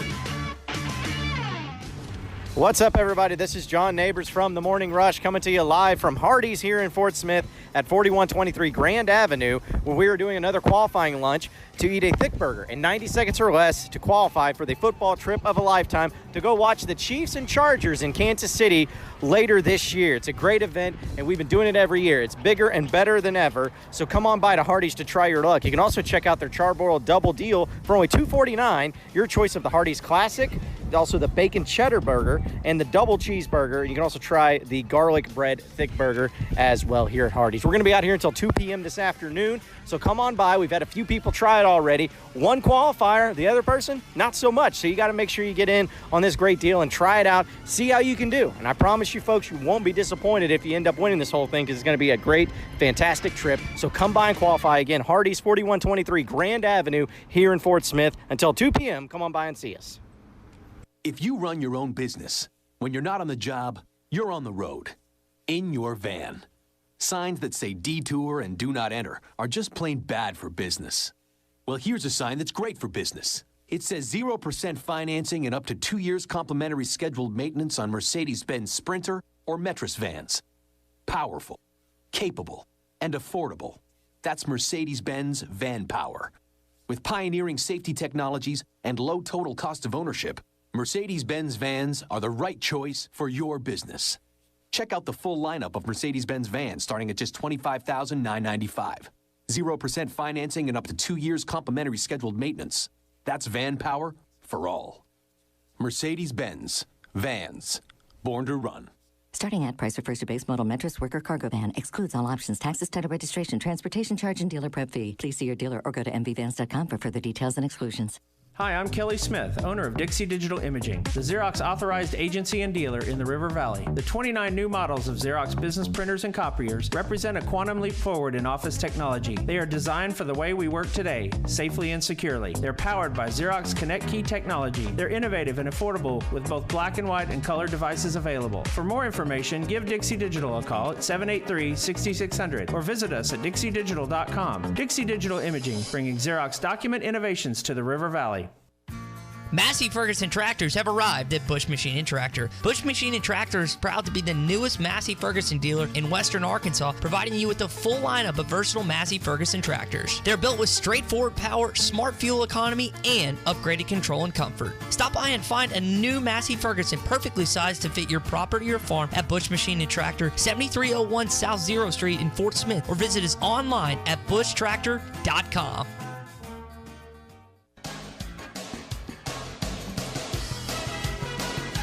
You're listening to Halftime with Phil Elson and Tye Richardson. Takes it on the hop at the 9. He's got a seam. Then planted as he got out to the 28-yard line. Dallas Washington picked him up and crushed him. Back on ESPN Arkansas and hitthatline.com. Halftime on a Thursday. We're joined by Bill King from Nashville Sports Radio, their host from 6 to 9, covering all things college football. Bill, it is the week before SEC Media Days. Our friend Tye is headed down there. He's excited about it. I know you've been over Media Days for a long time, but could you put yourself in Tye's shoes for a moment? And do you remember the excitement about going to SEC Media Days the first time, and how long did it take you to get over it? Well, I think about 30 of them. Now, they're going to announce where they're going to be next year, and if it's Nashville, I'll have to go because I'm affiliate. So I'd have to go to that one. But first year was 1988. We were the only radio station there. Nobody else. There was no Radio Row. It was just us. And I remember being in the interviews, and it was Emmitt Smith, and he was telling us how he wanted to go to Auburn, but his mom wouldn't let him. And I believe he had just finished maybe his freshman or sophomore year. I can't remember. But he'd been there a year or two. And I remember I didn't know that. I thought he was always a Gator. He was a Pensacola Escambia guy. And I just figured he'd always be a Gator. But you want to play for Pat Dye? And his mom vetoed it.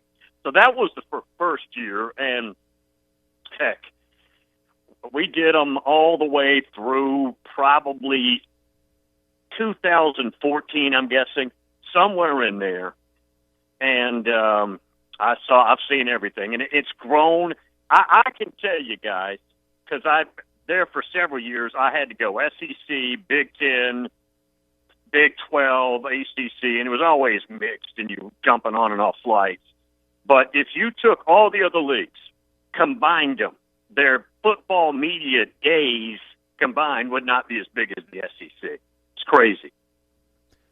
Well, and Tye and I talked about this yesterday, that the schedule for the coaches came out. Chad Morris and Nick Saban are not just on opposite ends of the success spectrum in the SEC right now, but they'll be speaking at the same time. When is that? I think Wednesday from 9 in the morning until 1 o'clock in the afternoon.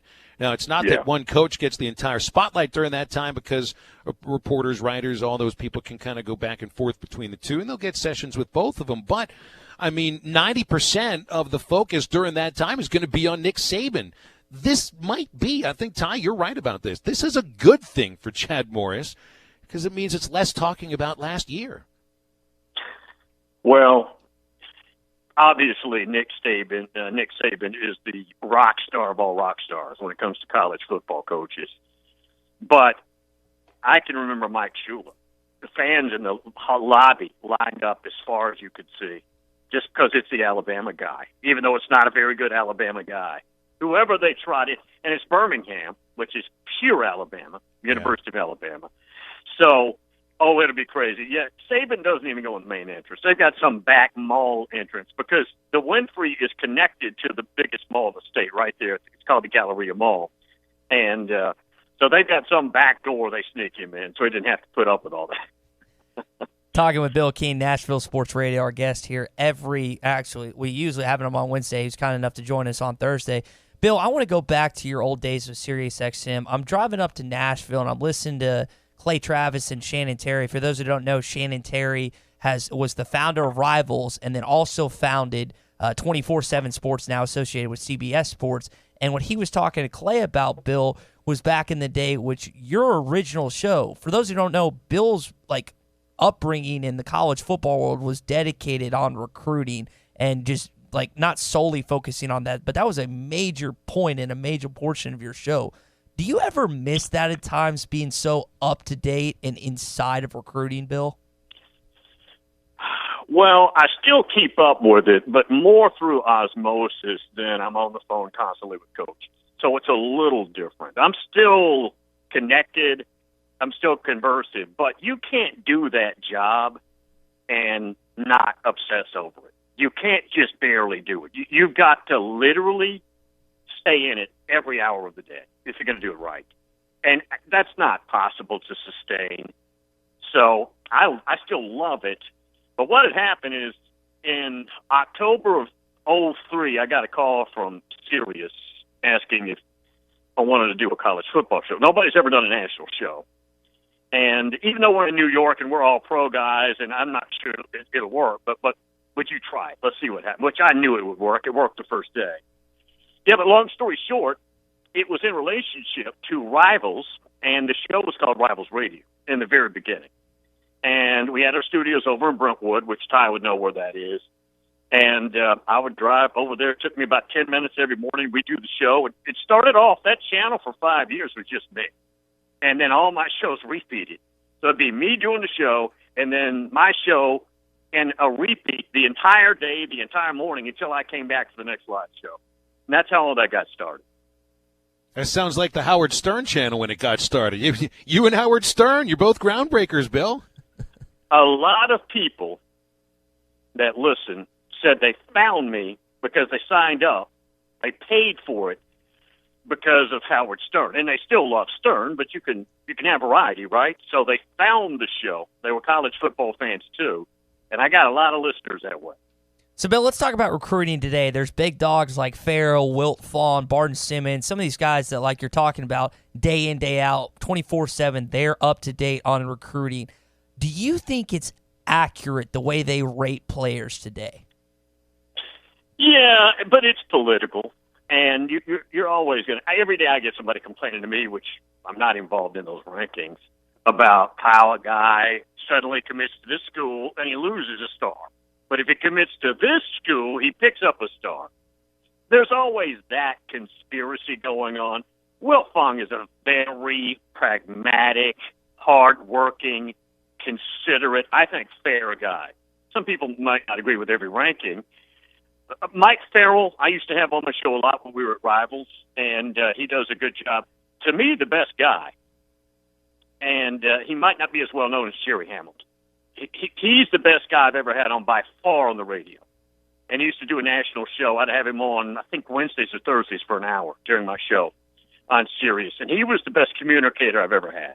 Not even a close number two, frankly.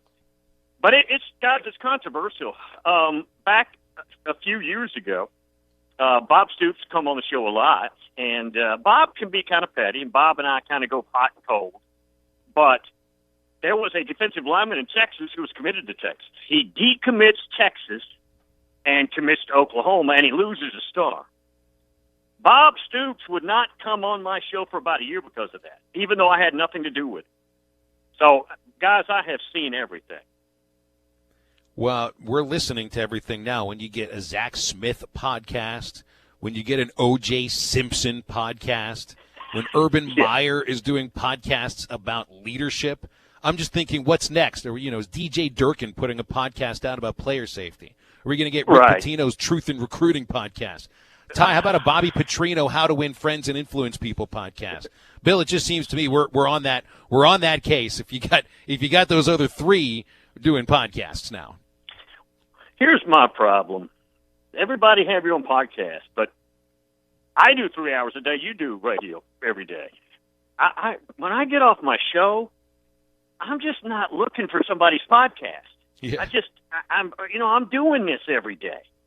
And I appreciate what everybody's got to say, but I just can't, there's not enough time to be checking out podcast after podcast. I listened to about the first 7 Zach Smith podcasts. And I do it right after the show. It would take me about an hour. And they were interesting, but I faded now. That's it. Let me ask about a simple question. When you go into this upcoming season, and it's going to be really interesting looking at Auburn with Gus Malzahn calling plays and with Rich Rodriguez calling plays for Ole Miss. Who do you think is a better play caller between the two? Oh, Richie Rod. Easy. Rich Rod invented the zone read. He was in the lab first. I've talked to him about this a lot.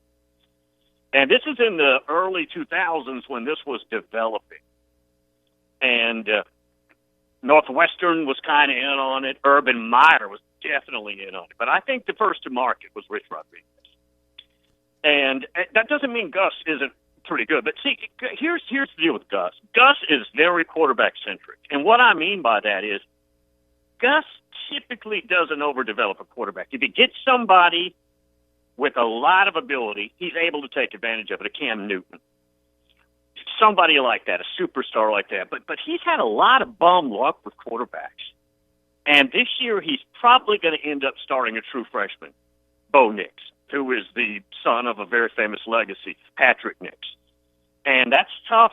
Boy, you're in the SEC West, and you're breaking in a true freshman at quarterback who I think will be really good. But you don't break them in like that against Alabama. You got to play Georgia every year if you're Auburn. Against the Aggies, who are trending big time in personnel. Against LSU, I mean, boy, it's going to be tough. Bill Keane, Nashville Sports Radio, our guest right now. Bill, I got my Hootens magazine over here that I'm going to read a little more after the show, just trying to get up to date, be as knowledgeable as possible heading into SEC Media Days. You're a big Athlon Sports college football preview guy. Why do you prefer that outlet, that magazine, over Phil Steele and so many others? Well, Athlon magazine originated here, and it still is here. It was actually a guy named Jerry McCoy back in the 60s, and it was a class project at Tennessee, and it turned into his business. Years ago, he died. It's been bought by a corporate entity, and a guy named Mitch Light, who I've known a long time, went to Vanderbilt. He runs it now. I just think it's better done. It's more professionally done. With Phil, it's almost like he's trying to break a record to see how many words he can get on one page. You know what I'm saying? I mean, it's almost crazy. And I'm not a big fan. Phil used to be on the show, and now I'm not a big fan. I would not endorse him to be somebody's dog catcher, frankly. So that's another reason I don't like the magazine. So Bill, I don't like him too. So. Oh man, where's he rank on the Fowler scale, Bill, compared to Hidden Fowler? Oh, he wouldn't be quite on the Chris Fowler scale. Anybody else? I'm trying to think. Charlie Weiss would be on there. John Chavis? Is Charlie John and I Chavis got there? into it at the Big 12 a couple of years ago. So. What about Wavy Chavis? Phil was asking about Wavy Chavis. Well, I don't dislike Chavis. I just think he's overrated. See, Fowler in that group I dislike. But now Chavis doesn't like me because he knows I've been critical, so I understand that aspect of it, and I don't blame him. I get it. But, no, with Chavis, it's just I think he's vastly overhyped by the media. The media seems to get some kind of narrative from somebody, and if enough people check off on it, they just blindly copy it without any knowledge or any homework done at all. It's just, here's the drum beat, I'm going with it. Bill, let me top off the interview with this. When the 100 days till Arkansas football kicks off, I place a highlight every single day on our social media page. Today it was the Joe Adams punt return in the Cotton Bowl against Kansas State against 2012 with my guy Gus Johnson on the call. In the last 20 years, and this might be a tough question to think of on the spot, but as a college football savant, I feel like something you might be able to pop in your head. What do you think the most memorable college football play is in the last 20 years or so? Well, you're talking about play or play call along with the play, meaning the play-by-play guy. Either way, either or. Okay. Kick six. Well, there's not even the best one ever, and I'm going to have to go further back. I'm going to go 1980. Larry Munson, who's the greatest radio college football team play-by-play guy ever, keyword. And it was the Georgia-Florida game in Jacksonville, where they play, and it was the Buck Bellew Lindsey Scott play. I don't know if you guys ever I play it on my show all the time. I played for 20 years. I played it, but this was 1980. I don't remember. Georgia won the national championship last time they've ever done it, and they had a couple of near-death experiences, and that was one up. It was a huge play. Pull that up if you have time today, guys. Listen to Larry Munson after that play, talking about how people are going to be in Jekyll Island destroying stuff. His chair broke under him. It's the greatest college football radio call ever. There's not even a number two. Well, Bill, our show ends in 6 minutes. I can tell you what I'm doing in 7 minutes. Thanks for the update on that. Appreciate you coming on with us today. All right, guys. See you. You got it. That's Bill King from Nashville Sports Radio. Cherry on the top of halftime next on ESPN Arkansas and hitthatline.com. No hidden agendas on this program. You're listening to Halftime.